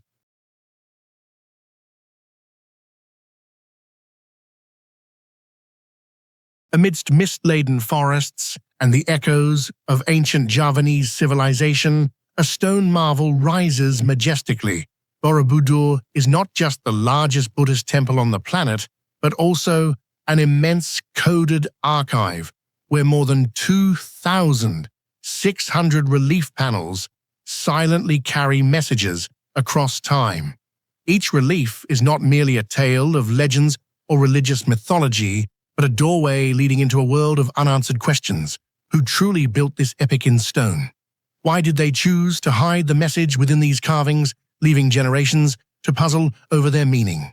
In Borobudur, the boundaries between art, faith, and mystery are blurred, turning this place into a labyrinth of knowledge where anyone can lose themselves amid layers of meaning that have never been fully revealed. What do you think is the real message hidden in the Borobudur reliefs? Share your thoughts in the comments below. Borobudur was constructed in the 8th to 9th century under the Sailendra dynasty during the golden peak of Javanese civilization. Unlike Western temples adorned only with motifs or solitary statues, Borobudur chose to narrate through thousands of consecutive relief panels, each over 1 meter in length, deeply engraved onto hard volcanic rock. These depict scenes from Buddhist scriptures such as Jataka, Lalitavastara, Avadana, Gandavyuha, and alongside are images of daily life warfare, commerce, customs, architecture, nature, animals, and even fantastical motifs that remain difficult to interpret. Observing the Borobudur reliefs, it feels as if we travel back in time, returning to ancient Java, sensing the rhythms, breath, and spirit of a once glorious civilization now shrouded in dust. The reliefs are more than just illustrations. Behind every line and symbol lies a multi-layered system of Buddhist philosophy and indigenous Javanese beliefs. It's a path to enlightenment from the ordinary person through cultivation and the overcoming of desire and anger, gradually progressing toward nirvana. It is a gigantic stone mandala with 3 levels: the realm of desire, the realm of form, and the formless realm, representing different states of cosmic awareness. The reliefs also feature many strange symbols like spirals, deities riding dragons, flying objects, and divine vision scenes. Not all scholars can agree on their meanings. Notably, the lowest tier of reliefs, the hidden foot or karma vibhanga, illustrates detailed karma punishment and moments of choosing between good and evil, but these were covered up and only rediscovered during 19th century restoration. The reason for hiding these reliefs remains a major mystery. The most mysterious aspect of the Borobudur reliefs is that no ancient documents, no stelae, and no inscriptions reveal the names of the architects, artists, or leaders who orchestrated this entire stone epic. While research generally agrees that Borobudur belongs to the Sailendra era, the identities, origins, and stories of those who directed every frame, every layout, and every layer of meaning remain complete enigmas. In other ancient civilizations, grand monuments often bear the marks of kings or master architects. But at Borobudur, all accomplishments seem deliberately hidden, with the spotlight instead on religious symbols, philosophy, and spiritual journeys. Perhaps in the Buddhist spirit, the ego of the creator dissolved into the collective whole. Or is there something more meticulously concealed, like the traditions of ancient secret societies? The most prominent hypothesis is that Borobudur was the work of a secret society of monks, artists, and scholars, the elite of Southeast Asia, in the 8th and 9th centuries. They possessed knowledge far ahead of their time. architecture, astronomy, philosophy, religion, mathematics, sculpture, and even esoteric codes, passed down orally, never written. The entire relief system shows an uncanny unity in theme layout and rhythm, linking meanings from the lowest to the highest, from the outermost to the innermost core, like a path of cultivation and a miniature cosmic code. Many discovered carvings bear symbols of foreign origin, not only Javanese, but possibly from India, Tibet, or even ancient China. This sparks theories about trans-regional knowledge exchange, or perhaps an invisible hand of international masters from the ancient world. On the surface, the Borobudur reliefs are a pictorial Buddhist scripture teaching philosophy and spirituality to pilgrims. Yet modern scholars ask, why devote decades, mobilize tens of thousands of workers, extract millions of stones, and organize a massive art factory just to retell stories already widespread? In India, perhaps the Borobudur reliefs hold deeper layers of meaning, a cosmic map, a tool for meditation, guidance, an encrypted transmission of special knowledge, or even an ancient energy resonance device. Some propose that as pilgrims circumambulate and descend through the reliefs, they are guided on a spiritual path, evolving the mind and deciphering the self, just like solving Borobudur's riddles. The reliefs become tools to activate thought, emotion, and awareness, helping the observer achieve higher consciousness, receive esoteric knowledge, or even connect with greater reality.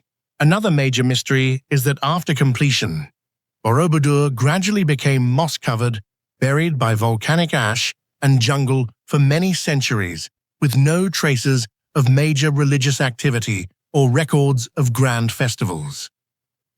Was this monument built for only a select group, for a specific secret purpose, and then sealed away, or was it simply fate that kept it hidden until the 19th century, when humanity rediscovered it? The mysteries surrounding the true creators and the hidden purposes of the Borobudur reliefs remain, posing a challenge for every generation. Was this entire masterpiece the work of a solitary genius, a secret society possessing knowledge far beyond their time, or the collective achievement of the entire ancient Javanese civilization?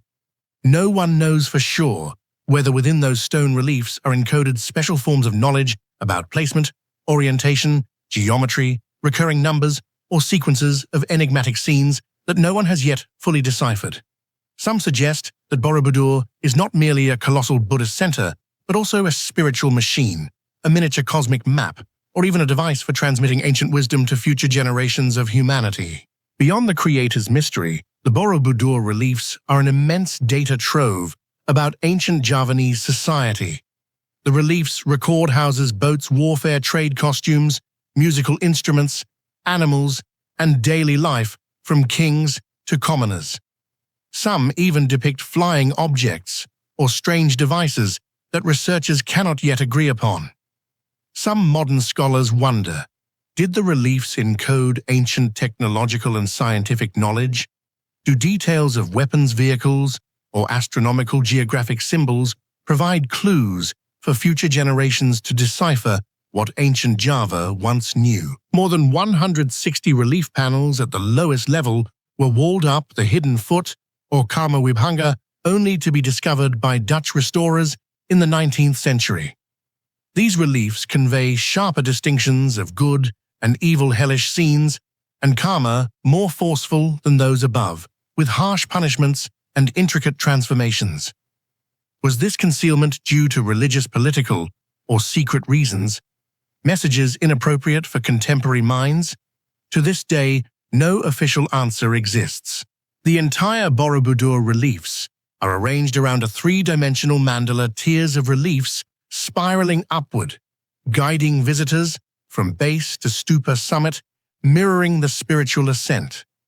Measurements, angles, and relief positions might correspond with astronomical events or telluric energy points.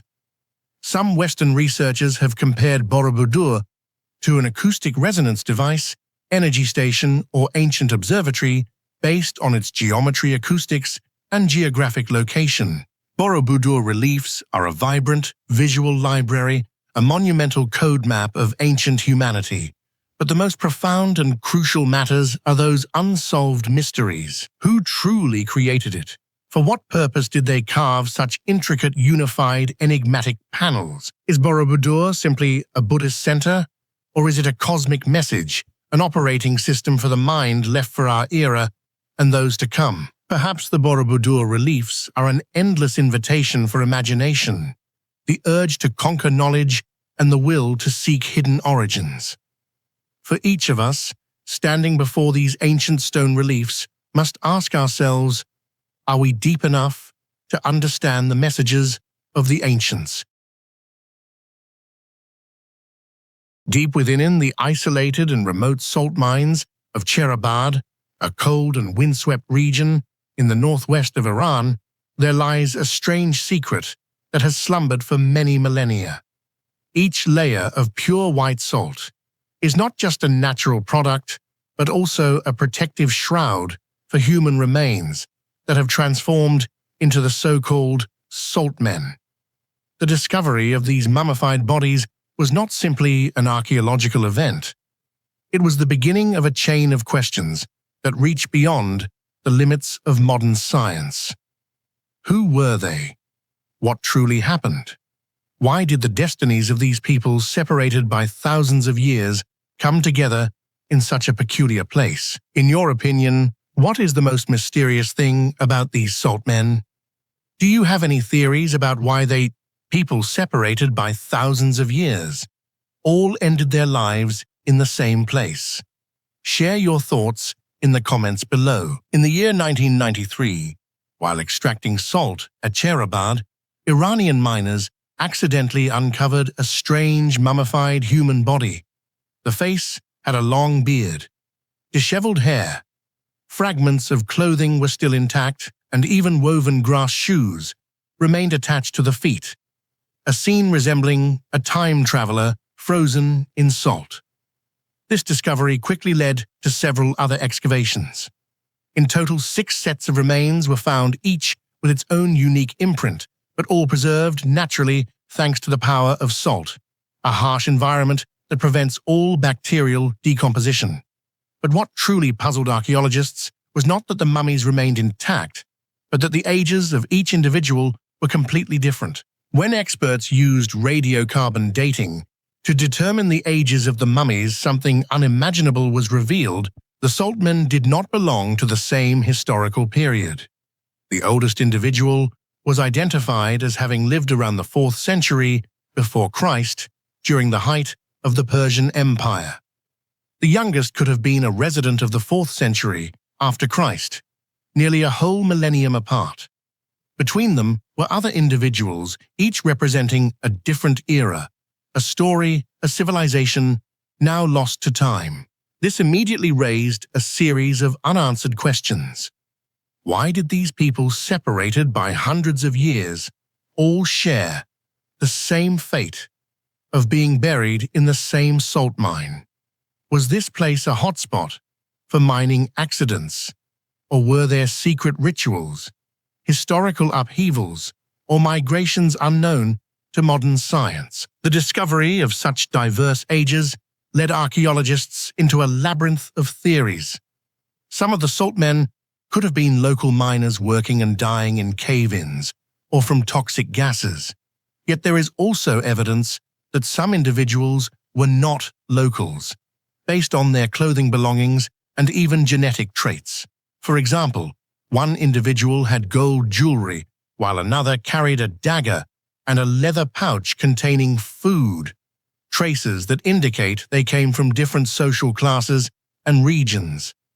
It is possible this place was once a gathering point for merchants, warriors, craftsmen, even pilgrims or kidnap victims.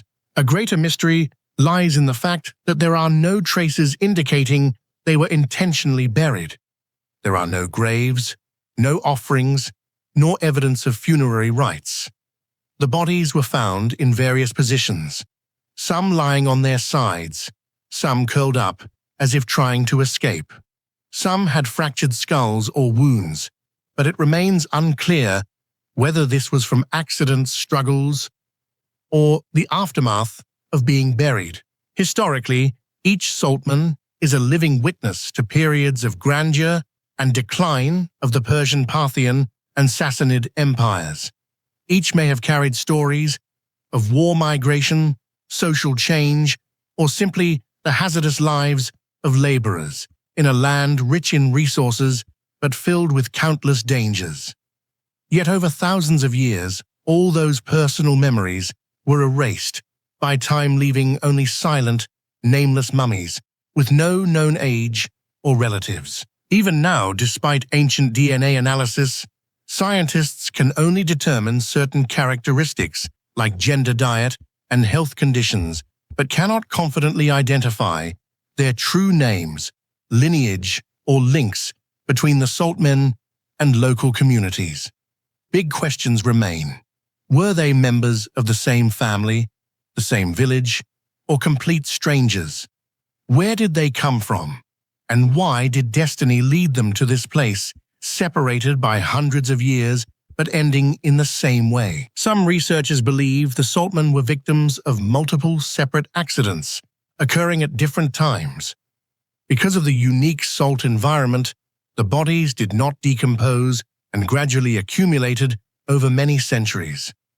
Others believe that this was a site for ancient sacrificial rituals where people were either willing or forced to sacrifice themselves to the gods of the salt mine, hoping for prosperity or to drive away misfortune. Another intriguing theory questions the role of the saltmen during conflicts or political and social upheaval in ancient West Asia. Perhaps this place was a trade crossroads or a refuge for fugitives, the end of the line for those pursued, exiled, or even criminals punished by being left to die in salt. Remarkably, the fact that these mummies were never found and removed from the mine for thousands of years is itself a mystery. Did the locals know of these deaths but were unable or unwilling to enter the mine for rescue due to spiritual beliefs, legends, or fear of the salt's power? Each salt man is a tiny but vital link in the chain of human history, a vivid testament to the interweaving of many cultures, technologies, and beliefs over more than a millennium. Through the remaining artifacts, daggers, grass shoes, leather pouches, food jewelry, archaeologists can trace back in time to reconstruct life, society, and even disasters that happened here. Yet more profoundly, it is the diversity of ages and ambiguous identities of the saltmen that makes Chehrabad's legacy one of archaeology's greatest mysteries. They are not merely accidental mummies, but a silent message to posterity about human fate before nature time and the unforeseeable events of history. Even after decades of research, experts must admit we still cannot know the true identity of each saltman, the reason for their deaths, or whether there is some fateful connection among them. Who were they? Why did they all choose, or were chosen, to end their lives in the cold heart of a salt mine? Perhaps the 1,000-year silence of the salt will forever conceal this secret, leaving behind for future generations a haunting legacy of human fragility and the eternal mystery of history.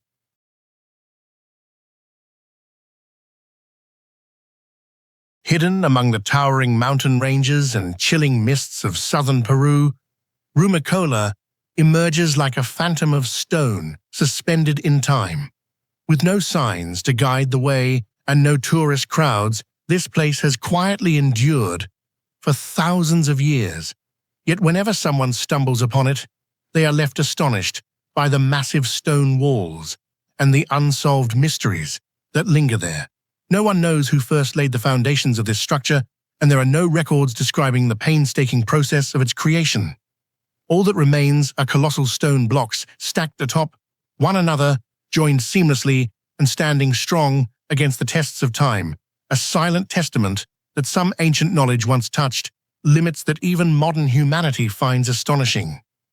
Rumicolca, without words, without traces, remains a challenge for every mind eager to decode the secrets of the past. Who do you think first built Rumicolca? Share your thoughts in the comments below. Rumicolca lies deep within the Andes of southern Peru, near the frigid highlands of Puno. The terrain is extremely harsh, steep mountains, cold climate, and very unfavorable for transporting multi-ton stone blocks. That is why, when archaeologists discovered its massive stone walls, they immediately asked who and by what means created such a feat. There are no Inca records referencing the structure, nor any clear evidence of which civilization first possessed it. Some researchers believe Rumicolca could be even older than the Inca Empire, perhaps belonging to the Luparca Tiahuanaco, or an unknown pre-Inca people lost to history. The most striking feature upon reaching Rumicolca is its colossal basalt walls, where enormous and smaller stones are stacked atop one another, fitting perfectly without any need for mortar or cement. Some slabs here are over 3 meters long, 2 meters tall, and weigh from several tons up to tens of tons. Even more astonishing, each slab is irregular in shape, with varied angles, some even carved along curves or in odd polygons, so that they fit together like pieces of a gigantic Lego puzzle, leaving not a gap, not even the width of a knife blade. This phenomenon is seen not only at Rumicolca, but also at other mysterious Peruvian sites like Sacsayhuaman and Ollantaytambo.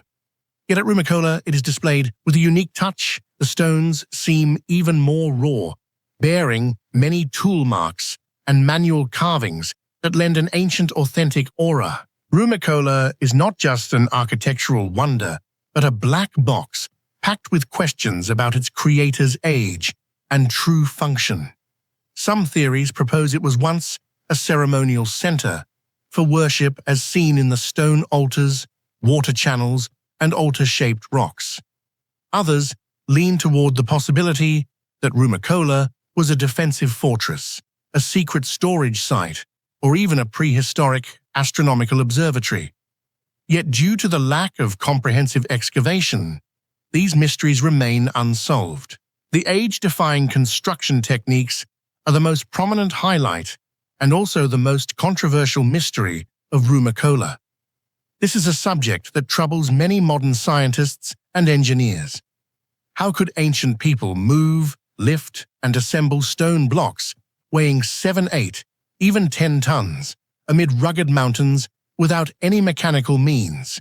Imagine each massive stone being extracted from a quarry, transported across rough terrain, then erected and placed in its exact position with almost perfect precision. Every stone has a different shape, yet when assembled, they form an incredibly solid structure capable of withstanding earthquakes, harsh weather, and the weight of hundreds of years of history. Remarkably, there is no trace of any adhesive, such as mortar clay or cement. Instead, the stones are tightly joined together using tongue and groove methods with ledges, hidden grooves, and beveled joints, techniques that even modern architects must admit are almost impossible if only primitive tools are used. Some researchers have discovered that the large blocks at Rumicolca are connected by hidden joints, small protruding knobs of stone that slot deeply into grooves in the neighboring block, creating an extremely sturdy unified mass. Thanks to this, the entire structure boasts exceptional strength and in particular is resistant to strong earthquakes, something absolutely essential in the earthquake-prone Andes. This phenomenon also appears in famous sites like Sacsayhuaman and stands as living evidence that the technical intelligence of the ancients far exceeded their time. In addition, archaeologists have not reached any consensus regarding the types of tools and construction methods used by the ancients to cut shape and polish the stones. Most believe it could only have been done with stone hammers, bronze chisels, or harder stones, but to produce such enormous blocks with sharp edges, smooth surfaces, and precise joints would require an extremely sophisticated level of skill and technique that we still cannot fully explain. Some bold theories suggest that the ancients may have used heat and water or some special technique to temporarily soften the stone before shaping it but this remains a highly debated topic. As for transportation and placement, since Rumicolca is located among steep mountains and treacherous paths, many believe they might have used wooden rollers, ropes, inclined planes, and the combined effort of hundreds or even thousands of people. Yet many researchers argue that human strength alone is not enough to perform such precise operations without technical tricks or special support tools, which to this day we have not found any concrete physical evidence for. Notably, some stone blocks at Rumicolca have flat, smooth surfaces and sharp, precise cuts, as if they were machined by modern equipment, and even display small wave patterns along the surface, causing many experts to suspect the existence of some kind of ancient stone lathing or polishing technology that has since been lost. When examined closely under a microscope, modern archaeologists still have not found a convincing explanation for these marks. Furthermore, the construction techniques of Rumicolca did not serve merely defensive purposes, but also incorporated elements of water management, with channels running around the stone walls, ritual spaces with stone altars and platforms, secret stairways and hidden passages, proving that the creators of Rumicolca had very advanced spatial planning, skillfully employing construction techniques for multiple purposes. From what archaeology has uncovered, many researchers hypothesize that Rumicolca's true builders were not the Inca, but a vanished pre-Inca civilization, or perhaps even a forgotten civilization with technical knowledge far ahead of its time. Inca records never mention such meticulous, megalithic construction. They mostly reused existing works or built on a smaller scale with more traditional methods. Locals still recount legends of stone gods or giants who raised these walls in a single night. There are tales of stones sliding themselves into place as if by magic. Some even believe in ancient technology or extraterrestrial assistance. While mythical, these stories partly reflect humanity's awe before Rumicolca's technical mystery. Rumicolca has not yet been fully excavated or thoroughly researched. Preliminary surveys show there are still many overlapping architectural layers, underground passages, and hidden chambers awaiting discovery. Each minor excavation uncovers new details, construction techniques, ritual traces, and even ancient ceramic stone or metal artifacts. Rumicolca's significance lies not only in adding another mysterious site to Peru's archaeological map, but in opening opportunities to study ancient technical prowess, architectural thinking, and achievements that far exceed the expectations of known civilizations. Amid the cold mountains, Rumicolca quietly endures as a colossal stone puzzle challenging human understanding. Each stone and every flawless joint stands as evidence of age-defying construction skills. Moving and assembling these massive blocks required not only strength, but also intelligence and secrets yet to be unraveled. Until these mysteries are solved, Rumicolca will remain a phantom. In architectural history, a testament to achievements beyond what we ever imagined of our ancestors. Nestled in the majestic flow of the Nile River in southern Egypt, Elephantine Island is not only one of the most important archaeological sites in the Aswan region, but also a center of enigmas spanning millennia. While the Giza pyramids or the Valley of the Kings are often renowned for their grandeur and scale, Elephantine evokes a subtle, haunting sense of mysteries hidden within each stone, every line of ancient script, and especially within constructions like the Nilometer, the mystical instrument for measuring the Nile's water level, which determined the fate of the entire ancient Egyptian civilization. From its name alone, Elephantine sparks multiple associations. Ancient historians, from the Greeks to the Romans, have wondered whether the island was named after its elephant-like silhouette from afar, or because it was once the largest ivory trading hub in the region. The ancient Egyptian name was Abu or Yebu, both relating to elephants, or ivory reflecting the intersection of nature, religion, and commerce since earliest times. The island's location is particularly vital. Set where the Nile branches creating swift currents, it marks the starting point of the lower river, which Egyptians saw as the southern gateway controlling all trade, military movements, and travel between Egypt and Nubia, the mysterious land to the south of Africa. Through thousands of years, Elephantine Island has continuously been a religious, political, and military center. It once served as the capital of the very first province known of Upper Egypt. The island was home to many of the most significant temples, especially the Temple of Khnum, the god who created humanity on his potter's wheel, and the Temple of Satet, the goddess who guarded the border and bestowed blessings from the river. The remains of these temples are still imprinted in bas-relief stone statues and mysterious underground corridors crisscrossing the heart of the island. But if one must choose a relic that has astonished archaeologists, engineers, and even mystics worldwide, none surpass the Nilometer, the ancient Nile water level measuring device, a structure that has been tied to and determined the survival of this land for more than 3.5 millennia. What do you think of the Nilometer and the unsolved secrets of Elephantine Island? Have we truly grasped the technology, spirituality, and intellect of our ancestors? Share your thoughts in the comments below. Before the advent of clocks, modern calendars, or hydrological forecasting systems, the ancient Egyptians knew that their fate depended absolutely on the rise and fall of the Nile. A high flood brought rich alluvium, bountiful harvests, and abundance for the people. But if the water rose too high, villages would be submerged. If it was too low, drought and famine would sweep across the land.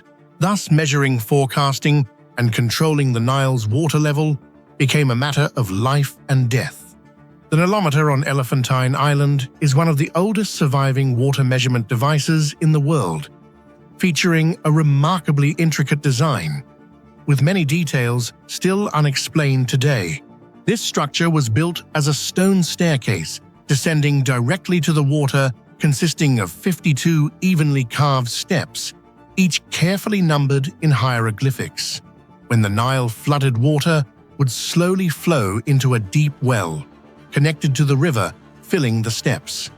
Priests and officials would meticulously record the daily water levels, using them to forecast crops, calculate agricultural taxes, and organize rituals to Khnum, to pray for balanced flooding. What is astonishing is the Nilometer's precision. Even with modern technology, engineers acknowledge that its margin of error is extremely small. Beyond being a mere measuring device, the Nilometer functioned as a weather machine, allowing priests to predict major climate changes, droughts, or annual flood threats. Ancient records show that years when the water reached the top step often coincided with festivals, while low water years corresponded with periods of crisis, disaster, and famine. Importantly, constructing the Nilometer right on Elephantine Island was no coincidence. This spot is at the Nile's headwaters, where the water is still pure, unaffected by tributaries or reservoirs further north.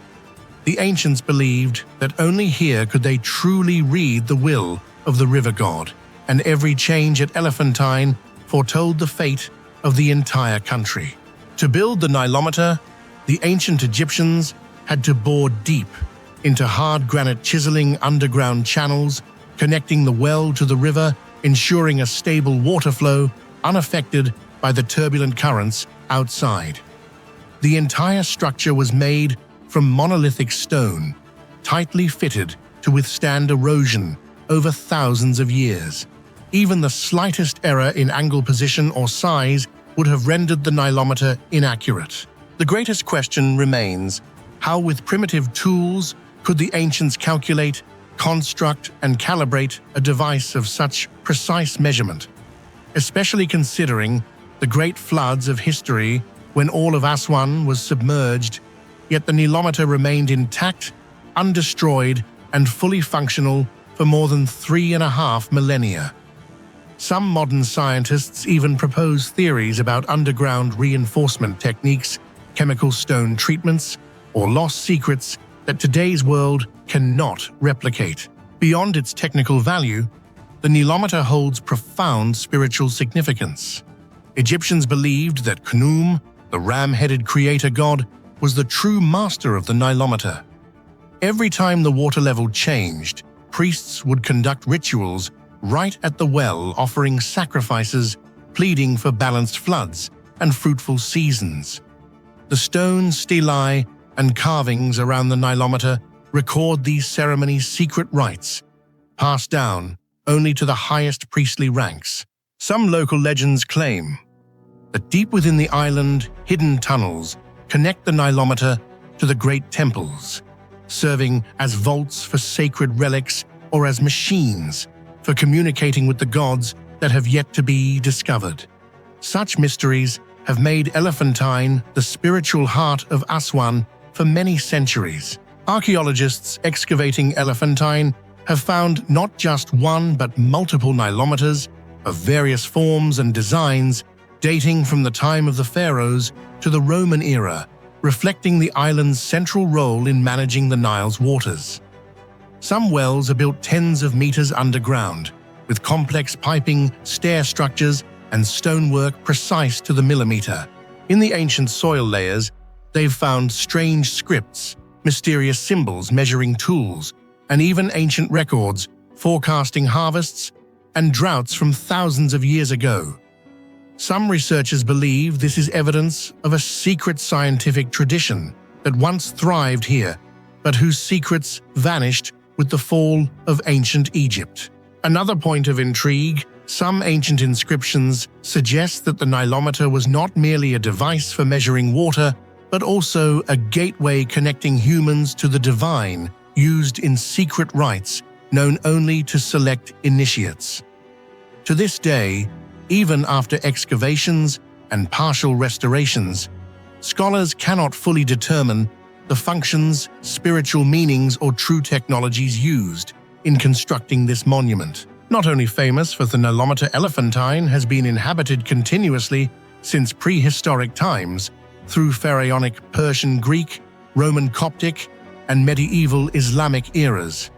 Each culture left its mark: temples underground, passages, tombs, houses ritual objects, stelae bearing names, symbols, and deities.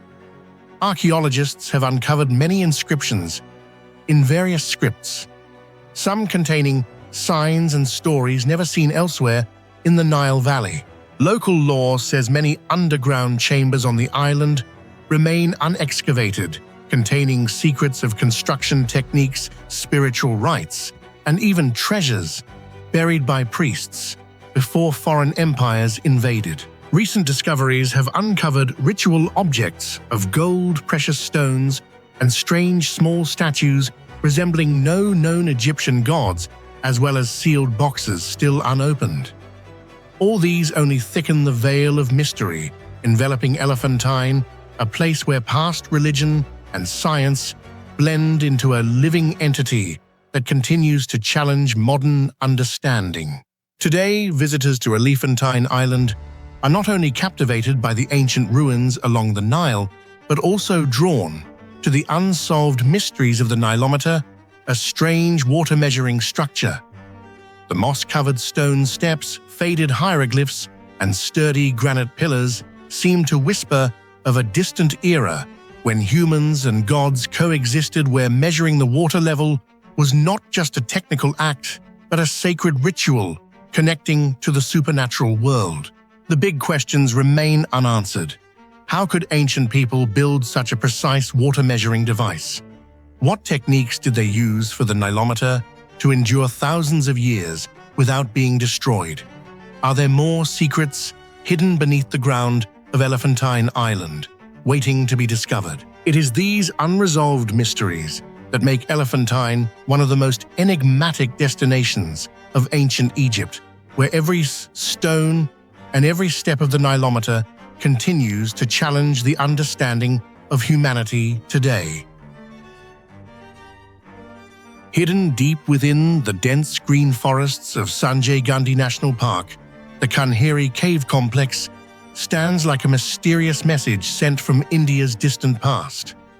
Over thousands of years, more than 100 basalt caves have silently witnessed the rise and fall of a once glorious Buddhist civilization. Yet what most perplexes scholars, pilgrims and explorers is not merely the vast scale or the exquisite artistry of its carvings, but the greatest mystery of all.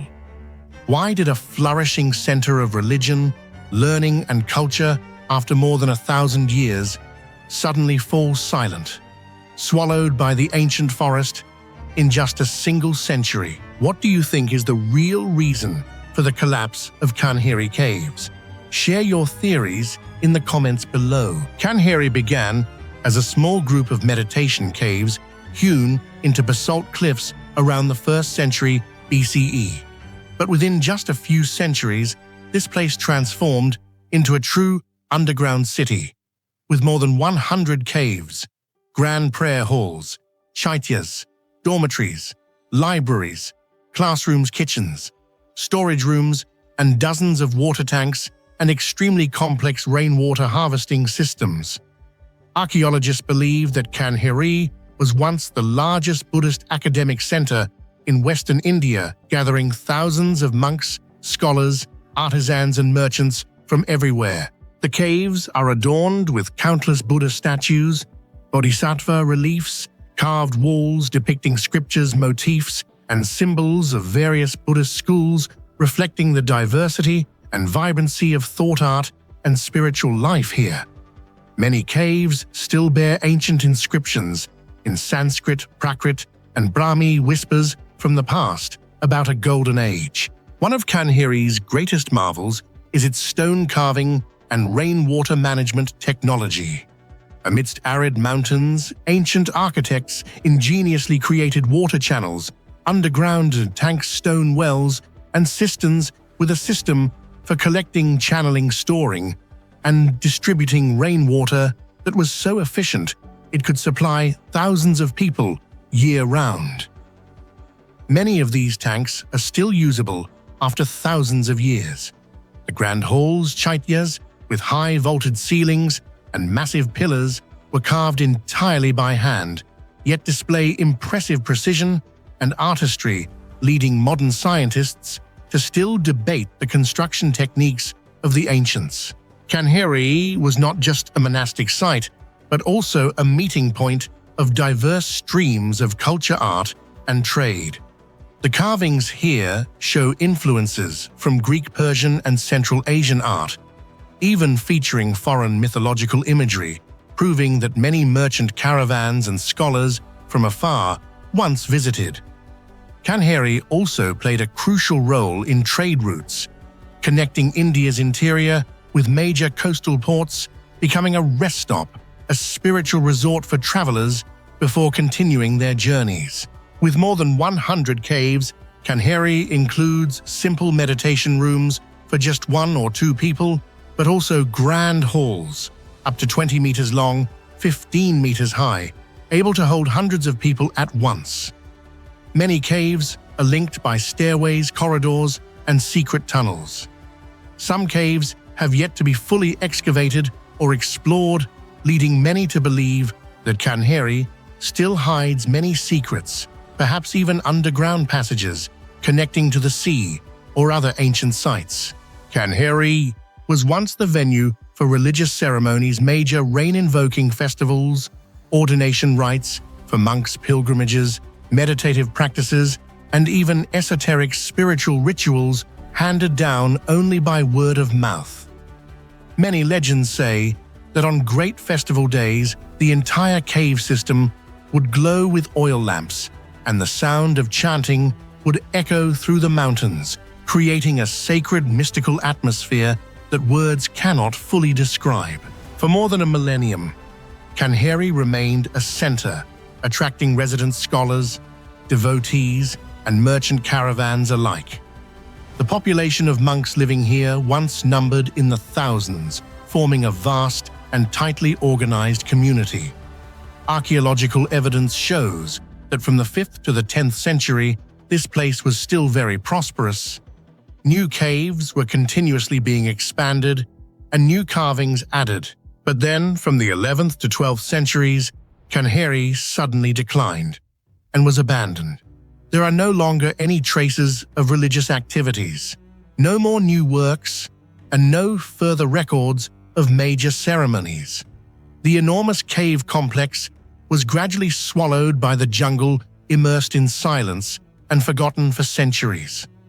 The great question arises, why did such a grand center vanish in such a short time? What really happened at Kanheri? Many scholars, archaeologists, and historians have spent centuries searching for answers to the mysterious decline of the Kanheri caves. But to this day, there has yet to be a single explanation that is considered absolutely definitive. Countless theories have been proposed, each offering a new perspective on the dramatic events that caused this once flourishing Buddhist center to fade into oblivion. One of the most popular theories suggests that shifts in power and political turmoil during the 11th and 12th centuries deeply affected Kanheri.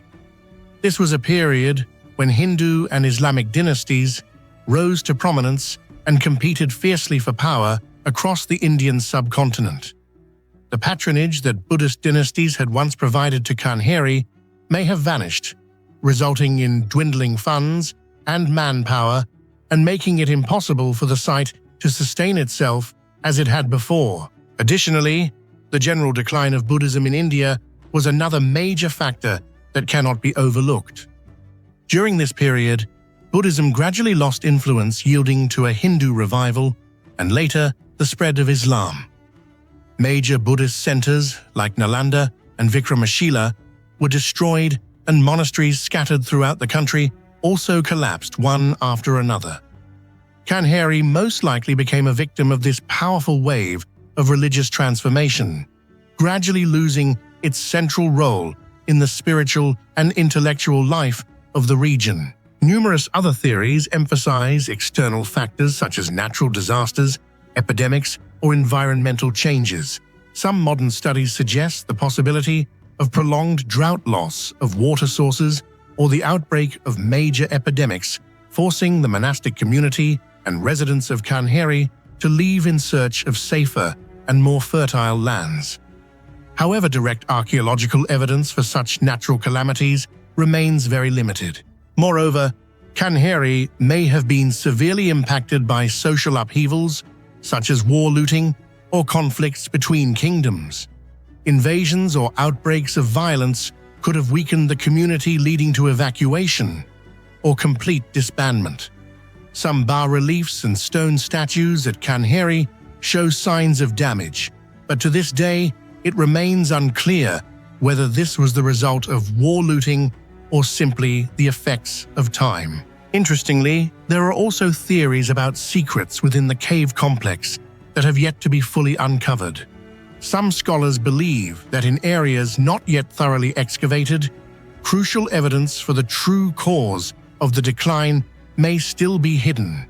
Perhaps bas-reliefs depicting scenes of evacuation, buried ancient manuscripts, or even traces of a catastrophe never before recorded in history. Finally, one cannot ignore the spiritual dimension and local legends. In the local community, stories still circulate about ancient curses or supernatural events that caused the entire Kanheri community to break apart and abandon the site forever. Although there is no scientific evidence to support these tales, such legends add a layer of mystery to the strange disappearance of the Kanheri caves. Today, Kanheri Caves is a captivating destination, attracting tourists, research teams, and history enthusiasts alike. Yet the mysteries surrounding the site's sudden decline remain completely unsolved. Excavations are ongoing, with the hope of uncovering new clues that might shed light on truths long buried beneath the centuries. Many wonder whether secret records or ancient manuscripts still lie hidden in unexplored caves, waiting to illuminate Kanheri's lost history. Some theories suggest that a singular event in the 12th century may have caused the entire community here to suddenly vanish without a trace. Meanwhile, the underground tunnels and water reservoirs remain great enigmas. Who knows what secrets they might still be guarding, patiently awaiting future generations to decode them and finally restore to Kanheri the missing chapters of its 1,000-year-old mysterious story. Once a flourishing Buddhist center, Kanheri Caves now stands as a silent relic deep within the forest. The mysteries of its decline and the fate of the generations who once called it home remain unanswered. Perhaps it will take many more years for Kanheri's secrets to be revealed, but it is precisely this uncertainty that makes the site so captivating, a labyrinth of memories, reminding us that every ancient monument holds secrets that could change our understanding of human history.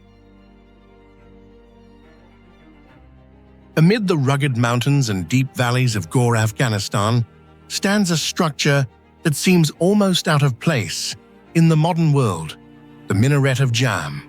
There is no bustling city nearby, no grand mosque, no trace of an ancient urban center, only a solitary brick tower that has stood silently for more than 8 centuries, enduring the raging currents of the Hari River and relentless earthquakes.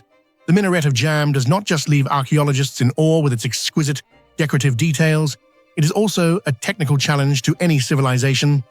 How could a tower nearly 65 meters tall survive for so long in such a harsh location against both time and the elements? The mysteries surrounding its purpose, the depth of its foundations, its flood-resistant materials, and its lonely position in this wild land have made the Minaret of Jam one of humanity's most enigmatic, extraordinary, and least explored heritage sites. What do you think is the greatest mystery about the Minaret of Jam? Share your thoughts in the comments below. The first thing that makes the Minaret of Jam truly unique is its location. It lies deep within a remote valley by the Hari River, surrounded by formidable mountains completely separated from any major settlement. Why did people in the past choose to build such a magnificent structure in a place that was almost uninhabited? Was this the center of a prosperous city that time and war have erased, or simply a solitary symbol of faith or power amid the desolate mountains? This isolation only adds to the tower's enigmatic aura. The Minaret of Jam was built around the year 1190 under the Ghurid dynasty, reaching nearly 65 meters tall, an astonishing figure for any brick structure of its era. The entire tower is a delicate blend of turquoise glazed brick, art geometric motifs, ancient Arabic calligraphy, and bands of Quranic script running up its shaft.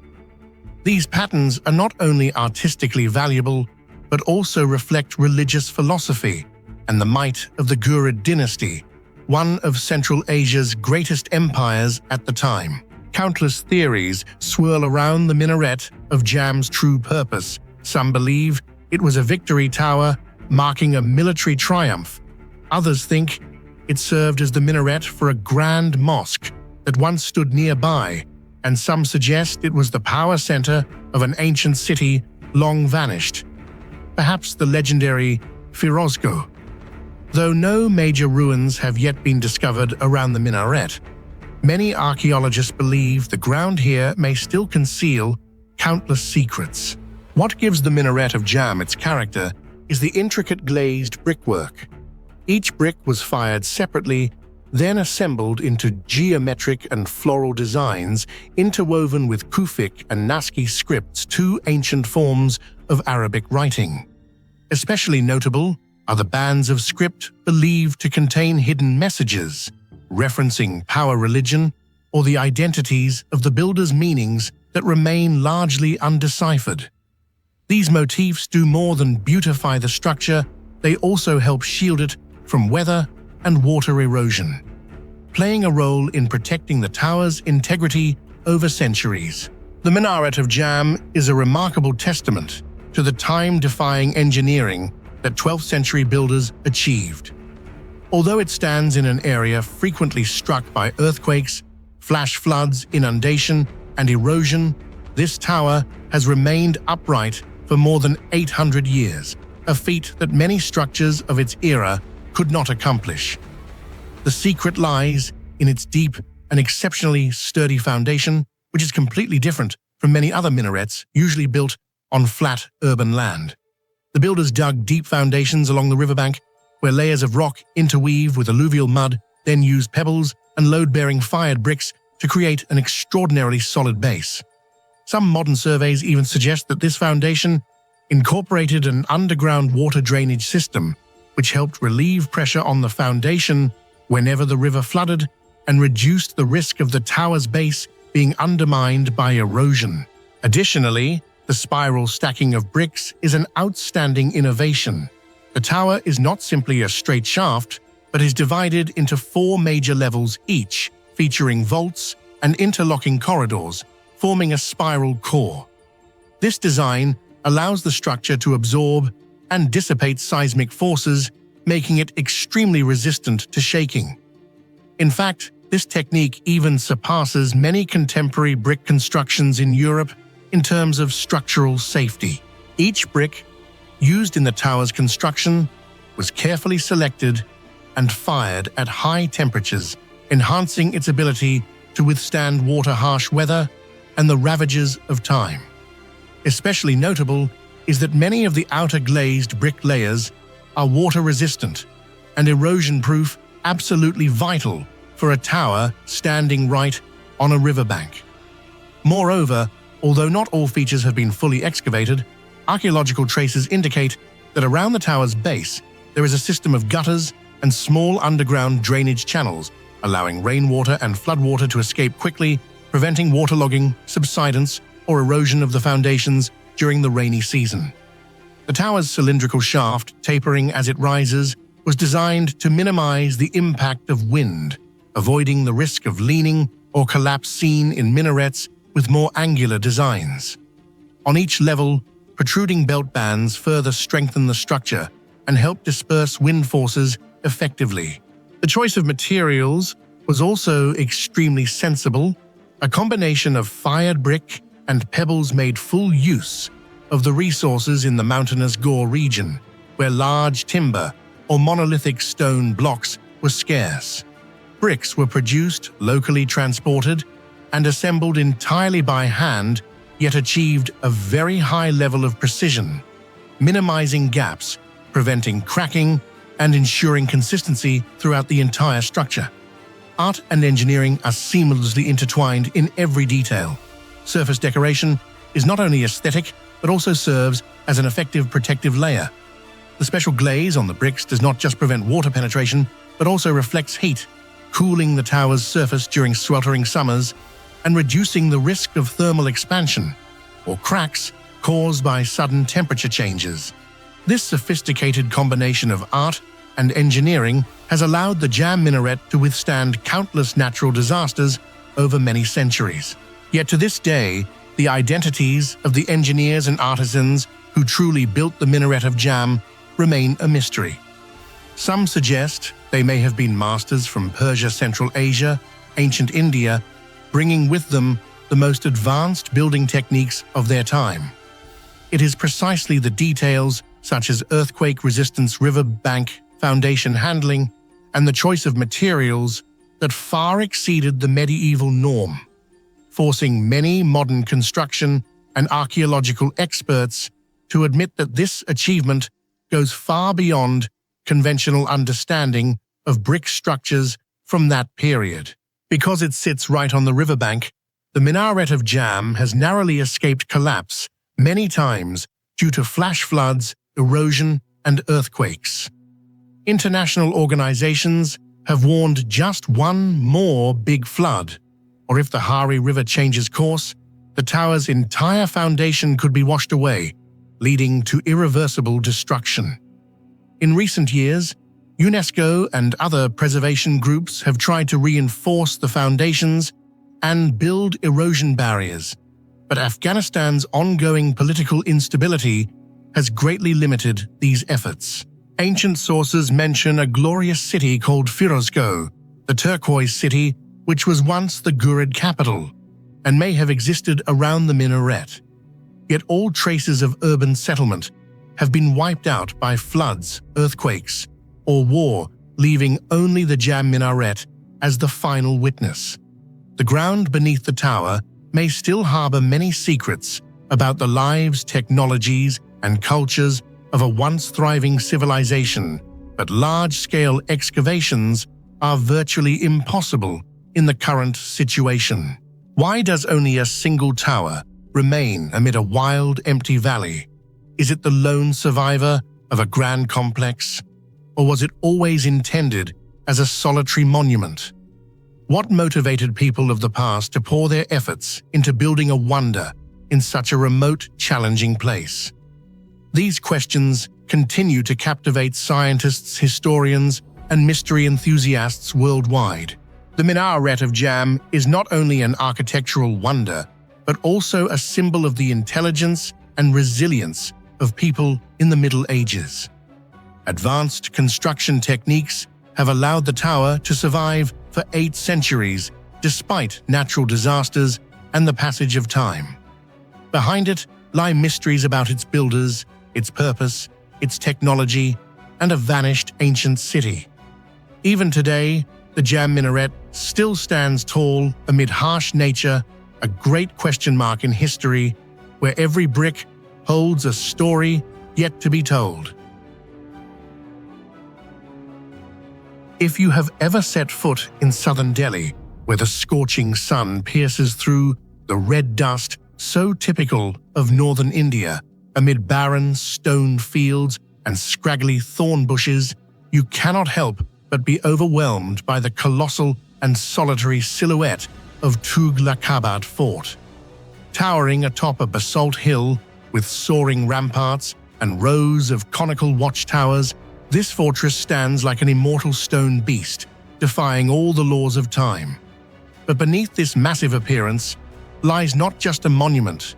It is a convergence of historical mysteries, enigmatic legends, and most of all, a great question about engineering, far ahead of its time, that modern humans have yet to unravel. What do you think about these mysteries? How many secrets of engineering and history might still be waiting to be discovered inside Tughlaqabad Fort? Share your perspective in the comments below. Tughlaqabad Fort was born in the year 1321 at the hand of Ghiyasuddin Tughlaq, the powerful founder of the Tughlaq dynasty.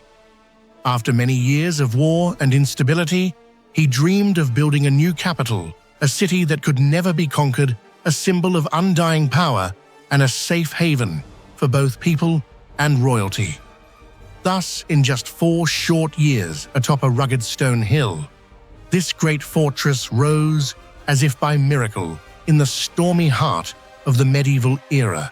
When viewed from afar, Tughlaqabad resembles a gigantic labyrinth spreading over nearly 6.5 square kilometers, with more than 52 gates, large and small, and hundreds of conical watchtowers lined up like an endless wall of thorns. Every stone used in its construction is gigantic, many blocks, weighing tens of tons, cleverly stacked without mortar. The ramparts are 10 to 15 meters thick and over 15 to 30 meters high, forming an impregnable barrier even against the mightiest weapons of that era. Inside a network of underground passages, hideouts, granaries, armories, and wells dozens of meters deep. All are connected into an interlocking defense system that any army would fear. What astonishes researchers most is not only the scale, but especially the transcendent engineering of Tughlaqabad Fort. In the context of the 14th century, when most buildings were still constructed of small baked bricks and mud mortar, here millions of basalt boulders, each weighing tons, were quarried, transported, and piled up on a rugged hill, using only human strength ropes and simple pulleys, yet they formed ramparts that have stood solid for 700 years. The walls are meters thick, but use no mortar at all. The stones were meticulously crafted, fitted so tightly together that even a blade could not slip into the joints. Despite the immense gravitational pressure and the unpredictable shifts in temperature, these walls have maintained their integrity through centuries of rain, earthquakes, and even the destruction of war. Many modern engineers argue that just designing the model for force distribution, wind cutting, and the ramp angles for the walls surrounding the hills was a miracle of ancient mathematics and materials science. Tughlaqabad was not built on flat land, but directly atop sloping basalt ridges. Surveying, carving the stones, leveling the ground, and aligning each giant block along its load-bearing axis, while still maintaining a living bond so that the structure would not sink. This remains a great mystery debated by archaeologists. The ancients seem to have understood the geology, using the advantage of natural rock veins to reinforce the foundations of their walls. The entire perimeter of the fortress is guarded by more than 1,000 small conical towers, each one a miniature fortress with a 360-degree view, allowing sentries to detect enemies from afar. This design disperses structural pressure, resists erosion from wind and rain, and makes it difficult to attack all at once. This form of tower is unique, unseen in any other fortification of the same era. Hidden deep beneath the fortress lies a network of tunnels, secret passages, shelters, and cleverly disguised storage for food and weapons. These tunnels not only allowed soldiers to move secretly between defensive points, but also provided an escape route for royalty in case of siege. Remarkably, many of these underground sections have not been fully excavated, so the real map and their true purposes remain a great enigma for archaeologists. In a semi-desert land, water is the key to survival. Inside Tughlaqabad Fort, there are deep wells, underground ponds, and water channels carved directly into the rock, ensuring a supply of clean water all year round for the whole city. Their depth, the way water is channeled, and methods to prevent drought are not yet fully understood. Many believe this was the result of highly sophisticated water engineering, tapping into underground aquifers in ways that far surpass the era. Despite being constructed with the ambition to become an eternal capital, Tughlaqabad was abandoned just a few decades after completion. Why would such a grand project with so many resources invested be forgotten so quickly? According to legend, King Tughlaq angered the Sufi Saint Nizamuddin Awliya by forcing people to build his fort rather than a shrine for the saint. The saint in his wrath pronounced a curse: "It shall remain desolate, or only the Gujar people shall dwell there, ya Rahil Jar ya base Gujar." Soon after the king died, the city fell into ruin, and the curse became reality. To this day, the area remains sparsely populated, desolate, and forlorn. Beyond the legend, several scientific theories suggest that the stony hills were not suitable for long-term habitation, that the water system, though optimized, was still insufficient for a large city, or that political upheaval, epidemics, and warfare forced people to flee. Yet none of these explanations have been truly convincing, and it is this enduring mystery that adds to the fortress's allure. Much of the fortress remains buried under rubble and wild brush. Archaeologists believe that beneath lies treasure artifacts and even structures never before discovered. The unexplored underground chambers and tunnels could reveal more about daily life, military organization, and possibly construction technologies never recorded in the chronicles. The great questions surrounding Tughlaqabad Fort continue to haunt researchers and history enthusiasts around the world. How could medieval craftsmen organize, operate, and complete such a massive construction as Tughlaqabad in just a few short years? Did they perhaps possess special engineering secrets that modern people have yet to discover? Could it be that deep within the fortress are still hidden ancient blueprints, unique tools, or vital clues about anonymous civilizations that once contributed to building this magnificent structure? And ultimately, will the secrets of Tughlaqabad's advanced construction techniques remain forever buried beneath ancient stone, or will they one day be revealed, completely transforming our understanding of architectural and engineering history? Tughlaqabad Fort is not just an ancient monument. It is a symbol of ambition, intellect, and the unsolved mysteries of medieval Indian civilization. Every stone wall, every tunnel, every legend of curses, treasures, and ghosts is a piece in the grand puzzle of a time-defying marvel. And now more than 7 centuries have passed, yet it stands tall, stirring the curiosity of generations, urging us to seek answers for the enigmas that Tughlaqabad Fort still guards beneath its somber grey stones in the heart of modern Delhi. Towering atop the high plateau of the Judean desert in the arid and harsh landscape of what is now eastern Israel, Masada Fortress has long been a symbol of human willpower, engineering, and unanswered mysteries. At first glance, Masada astonishes with its impregnable position, a massive natural rock outcrop, with cliffs rising from 300 to 400 meters, completely separated from the surrounding land. Yet beneath this magnificent exterior, Masada contains a series of advanced engineering achievements, its greatest secret being the system for building and storing water. What do you think makes Masada's water storage system so extraordinary? Share your thoughts in the comments below. Imagine in a region that is scorching hot all year round, where the annual rainfall can be counted on one hand, with no rivers or streams and dry air that can evaporate every drop of water in an instant.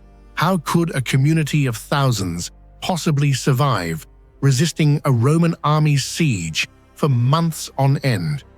The answer lies in the hidden underground reservoirs and ingenious water engineering that even today archaeologists and modern engineers have not fully deciphered. When King Herod the Great ordered the construction of Masada around the end of the 1st century BCE, he didn't just turn this site into a formidable military fortress, but also developed Masada into a self-sustaining oasis in the heart of a harsh desert. At the core of the entire complex was an incredibly sophisticated system for channeling and storing water arranged throughout the mountain and along the slopes surrounding the fortress. The ancients cleverly took advantage of Masada's rugged terrain to collect every precious drop of water.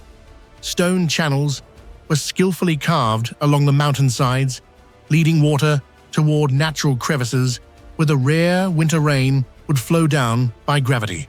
Whenever sudden heavy rains swept through the Judean region, water would rush down from the surrounding slopes toward the base of Masada, where an intelligently designed system of water collection, ditches, intake gates, and artificial stone funnels maximized water capture, preventing it from being lost to the desert. Afterward, the water would be carried through tightly sealed stone conduits, carefully engineered for the right slope, fully utilizing gravity to transport the water to hidden cisterns deep within the mountain, minimizing evaporation and ensuring a stable water supply for the fortress throughout many long months. The greatest mystery is the enormous water cisterns lying deep within the mountain, accessible only by walking down dozens of stone-carved steps.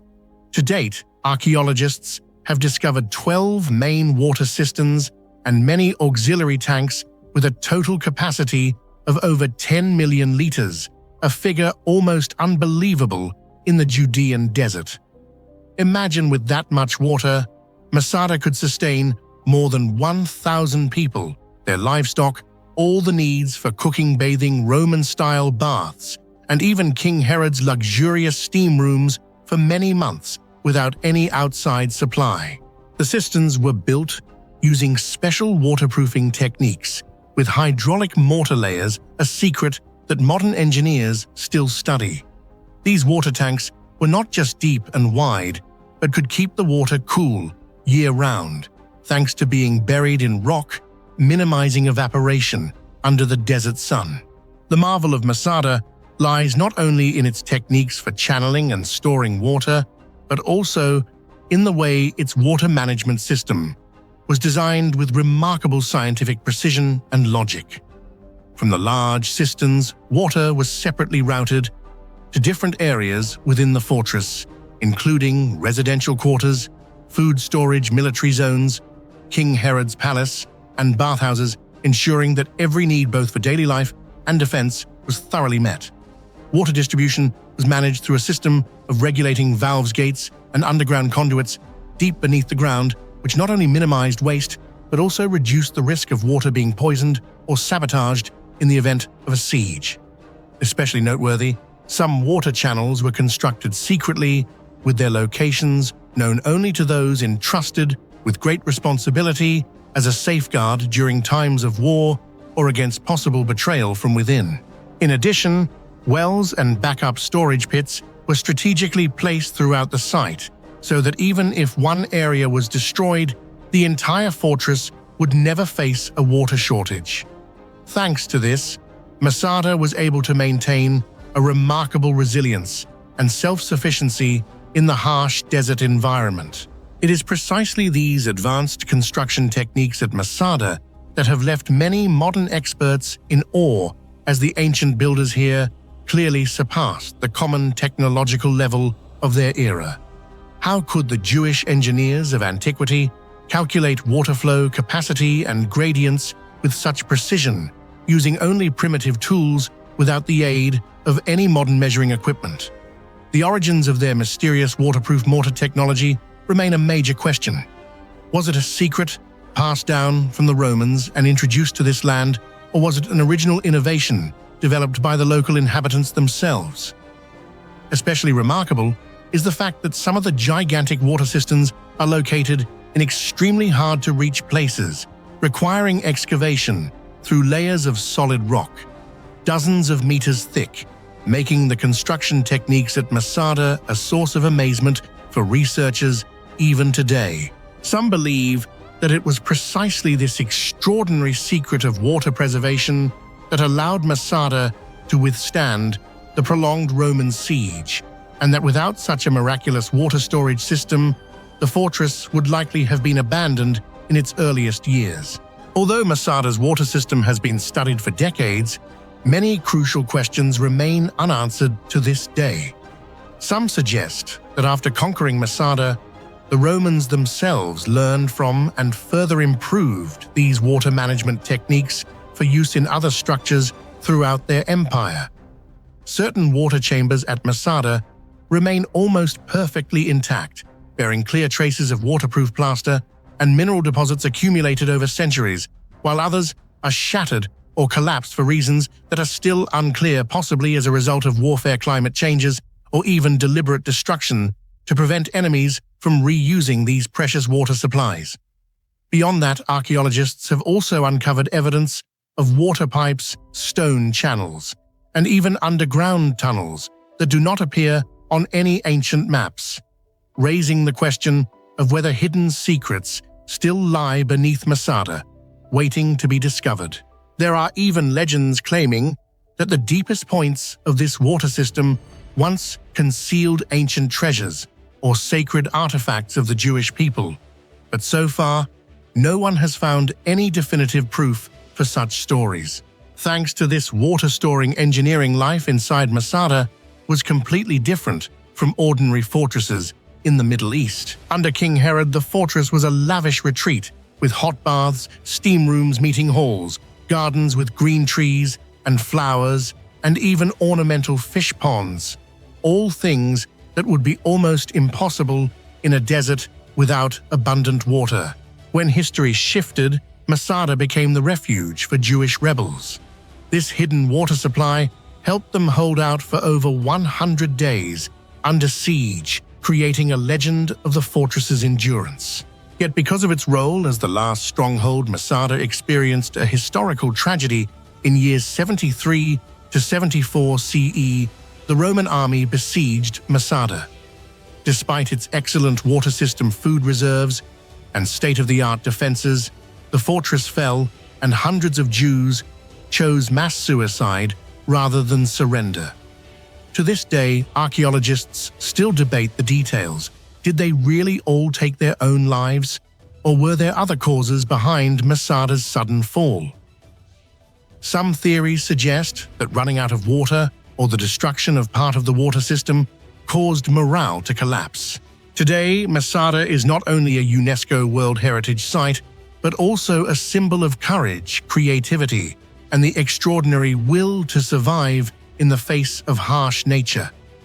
Its water storage system stands as proof of human ingenuity, demonstrating that even in the most difficult conditions, we can achieve remarkable feats. Masada also raises questions for the modern world. Can we learn from these ancient water management techniques to help today's arid regions? And could there still be mysteries beneath this fortress that remain undiscovered? Deep within the primeval forests of Saimaa in southeastern Finland, Kummakivi Balancing Rock stands as a puzzle, defying all known laws of physics. At first glance, anyone would be astonished. A gigantic rock estimated to weigh several dozen tons is perfectly balanced atop a much smaller stone slab, with a contact point only about the size of an adult's hand. Strangely, for thousands of years, this rock has remained motionless, enduring countless seasons of rain, windstorms, and even the harsh ice and snow of the far north. Many people have called Kummakivi the rock that defies gravity because looking at it, anyone would feel as if a light push could send everything crashing down, but in reality, the opposite is true. Despite generations of visitors and even groups joining forces to push it, Kummakivi has steadfastly remained in place, completely unmoved. What do you think about the Kummakivi Balancing Rock? Is there an unknown law of nature at play, or is this just a perfect coincidence? Share your thoughts in the comments below. The perfect balance and bizarre appearance of Kummakivi have sparked countless hypotheses about its origin. According to geologists, Kummakivi is classified as an erratic boulder rocks transported by glaciers around 12,000 years ago at the end of the Pleistocene Ice Age. When the enormous ice sheets melted, they left behind many large boulders scattered throughout northern Europe. However, what makes Kummakivi unique and truly perplexing to the scientific community is not its weight or size, but the way it perches barely touching the rounded surface of its base rock at a minuscule point, yet remaining stable for thousands of years. Measurements, physical simulations, and geological surveys all indicate that if relying only on the random movement of glaciers, the probability of a rock as heavy as Kummakivi landing on a spot of perfect balance is almost zero. The base rock below is curved and uneven, making this scenario even more impossible according to conventional models.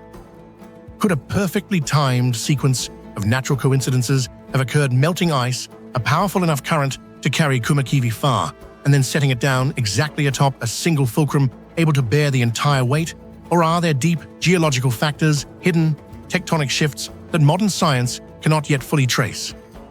Material scientists have examined the contact surface between the two rocks and found no unusual signs of erosion. No accumulated sediment, further adding to the mystery of this perfect landing process. From an archaeological perspective, all evidence points to Kummakivi being completely untouched by ancient humans. There are no tool marks, no cuts, no signs of human arrangement in the area. This is unlike many other giant stone relics around the world, such as Stonehenge in England or the Moai statues on Easter Island, where human involvement is at least partly evident.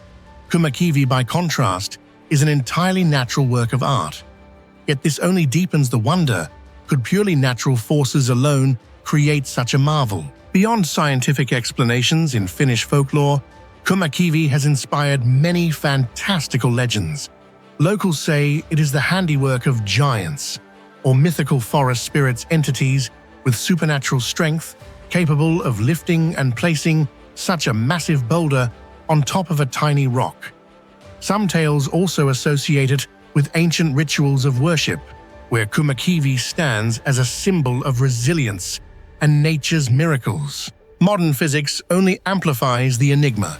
Kummakivi's balance exemplifies stable equilibrium, a state where an object can withstand small disturbances without losing its overall balance.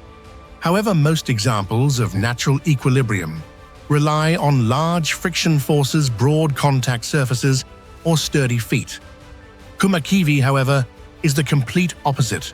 A tiny contact area, a curved and uneven base, a massive weight concentrated on a rough surface.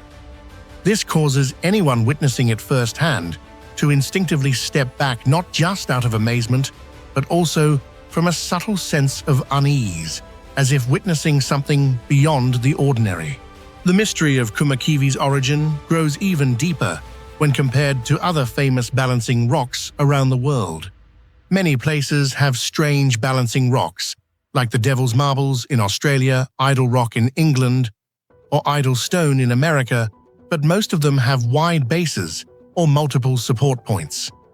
Only a handful achieve the level of single-point contact equilibrium like Kummakivi, and in most cases, these are the result of millions of years of extremely rare weathering and erosion, or as some scientists argue, a highly improbable combination of glacial movement, landslides, floods, and tectonic shifts. But all these remain theoretical. No one can reconstruct exactly what happened tens of thousands of years ago. One could say that Kummakivi's existence is vivid proof of the question: have we truly understood all the laws of nature, or do countless mysteries remain, with only wonders like Kummakivi daring to challenge the modern world? This rock's story is a confluence of strict physical laws and pure chance of modern science, and the boundless imagination of humankind. Standing before Kummakivi, people are not only captivated by its natural beauty, but also by a sense of smallness and powerlessness in the face of ancient secrets nature keeps. Even after tens of thousands of years, all efforts to decode the rock's origin and formation remain speculative. Every expert who visits brings a new hypothesis. Every physicist who experiments returns with more unanswered questions. And so Kummakivi continues to exist in silence, the symbol of humanity's limits in understanding the world around us. No camera has ever captured the miraculous moment when Kummakivi landed, nor has anyone ever witnessed it firsthand. Only the immovable stone remains, challenging time and human imagination. If one day modern technology can precisely reconstruct each moment of ancient glacial movement, perhaps the mystery of Kummakivi will be revealed. But until then, deep in the forests of Finland, Kummakivi will continue to enchant those with a thirst for exploration, becoming an endless topic for debates, research, and boundless adventures. There are places in this world that seem to exist not for people to uncover, but to leave us forever questioning. Takht-e Rostam is one such monument. In the arid lands west of Tehran, a massive stone platform rises from the heart of a lonely hill, standing quietly indifferent to the passage of time. No one truly remembers who first touched these stones, or why this place was built atop such an isolated natural stage. There are no signs, no statues, no inscriptions, only steps leading up to an open platform beneath the sky, where each stone seems to pose a wordless question to those who come after. Centuries have passed, yet the true purpose of Takht-e Rostam remains a mystery, inspiring endless theories, religious, astronomical, legendary, but never yielding a final answer. What do you think is the true purpose of Takht-e Rostam? Is it an altar to the sky, a fire temple, an observatory, or does it hide an even greater secret? Share your thoughts in the comments below. At first glance, Takht-e Rostam stuns with a colossal rectangular stone platform standing out amidst nature. The entire architecture is carved directly into the bedrock, about 15 meters above the ground. Large, steps-wide courtyards and precise cuts, all made without a single bit of mortar. The massive stone blocks are fitted tightly, so snugly that you could not even slide a thin blade into the seams. How ancient people managed to move, lift, and shape these stones, and how they achieved such near-perfect precision without modern mechanical tools remains a headache for archaeologists.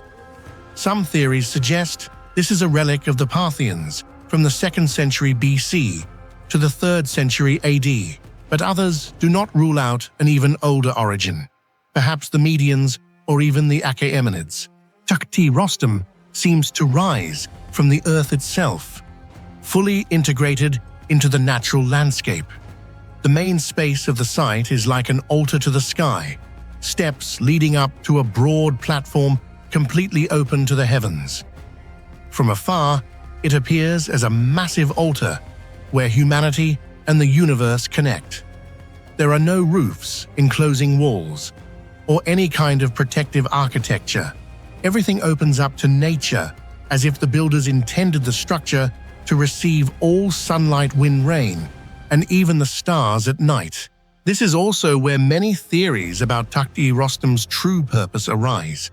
Was it an altar for worshipping the gods, a place for festivals, or perhaps an observatory for cosmic phenomena? The greatest mystery surrounding Takht-e Rostam is its true purpose, a question that has haunted researchers for decades. Many theories have been proposed, yet none have proven truly convincing. Some scholars suggest it was a fire temple of the Zoroastrians, since Iran is the cradle of this ancient religion known for its symbol of the eternal flame and its numerous fire temples. The open structure, its orientation toward the sky, and the absence of human remains or burial sites have led many to suspect that Takht-e Rostam once housed a sacred flame. However, the site shows no traces of burning ash, ventilation systems, or characteristic fire altars found in other confirmed fire temples, weakening this interpretation. Other researchers argue that Takht-e Rostam may have functioned as an altar to heaven and earth, or as a ceremonial site for rituals such as rainmaking or harvest prayers, since its large stone platform, elevated steps, and isolated natural setting closely resemble sky worship altars found in several ancient civilizations. Yet here again, there are no relief statues or archaeological evidence indicating that sacrificial rituals ever took place, as if all traces had been erased by time, deepening the site's mystery. Another hypothesis proposes that Takht-e Rostam served as an astronomical observatory or a structure connected to natural cycles because its steps and main platform may align with significant points on the horizon during the summer and winter solstices or other key moments of the year, suggesting that priests or ancient sages once observed the movements of the sun and moon for agricultural or religious purposes. Still, as with the previous theories, no conclusive evidence has been found to confirm this idea.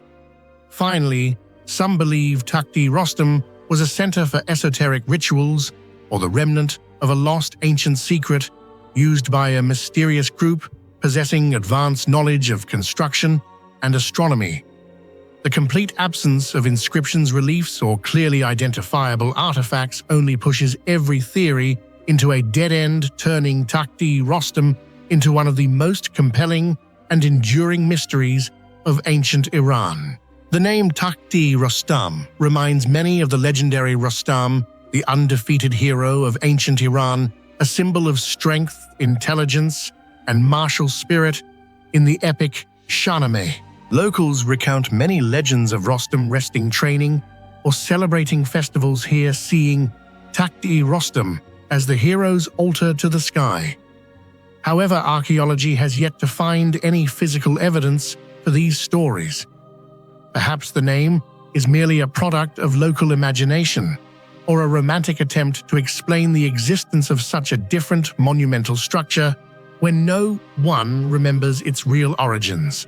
What sets Takht-e Rostam apart from other sites of the same era is the absence of decorative elements commonly found elsewhere. No reliefs, no statues, no decorative carvings, no scripts. Everything is just stone and stone, precisely cut, solitary amid nature. It is this very emptiness that highlights its sacred, mysterious feel The place seems to belong to no particular religion, tribe, or dynasty, but instead is the product of a mind ahead of its time, a wordless message left to the future. One remarkable aspect is how the ancients made full use of the mountain terrain to build Takht-e Rostam. The entire architecture seems to emerge from the earth itself, the steps' broad courtyards and stone platforms all following the mountain's contours, saving labor and creating a sense of grandeur and resilience through the ages. Unlike opulent palaces built on flat land or amid bustling cities, Takht-e Rostam was placed in isolation, as if to distance itself from the world and commune only with the sky, the earth, and the vast universe. Takht-e Rostam bears no marks of wartime destruction, nor the remnants of hasty migration or severe natural disaster. The site was simply forgotten, quietly fading into the darkness of history for thousands of years, awaiting the rare footsteps of modern archaeologists and pilgrims. This disappearance without a trace further complicates the mysteries of its purpose. If it was a religious structure, why was there no one to continue its rituals? If it was an observatory or altar for worship, why were there no enduring traditions passed through the generations as seen in other civilizations? The latest research still debates the age of Takht-e Rostam. Some clues indicate the monument appeared in the Parthian period, but certain architectural elements resemble even older works. Few archaeological artifacts have been found to determine for sure, perhaps a double-edged sword, increasing its mysterious allure while making all research efforts more difficult and full of unproven theories. Takht-e Rostam quietly endures as a riddle that the past has left for the present. Each stone here holds mysteries that modern science has yet to unravel, from its original purpose to the reason it was abandoned. It may have been an altar to the sky, a fire temple, an astronomical observatory, or simply a symbol of humanity's connection to the universe. Whatever the answer may be, it is precisely Takht-e Rostam's unanswered mysteries that have inspired generations to keep searching, exploring, and reflecting on the nature of history and human existence.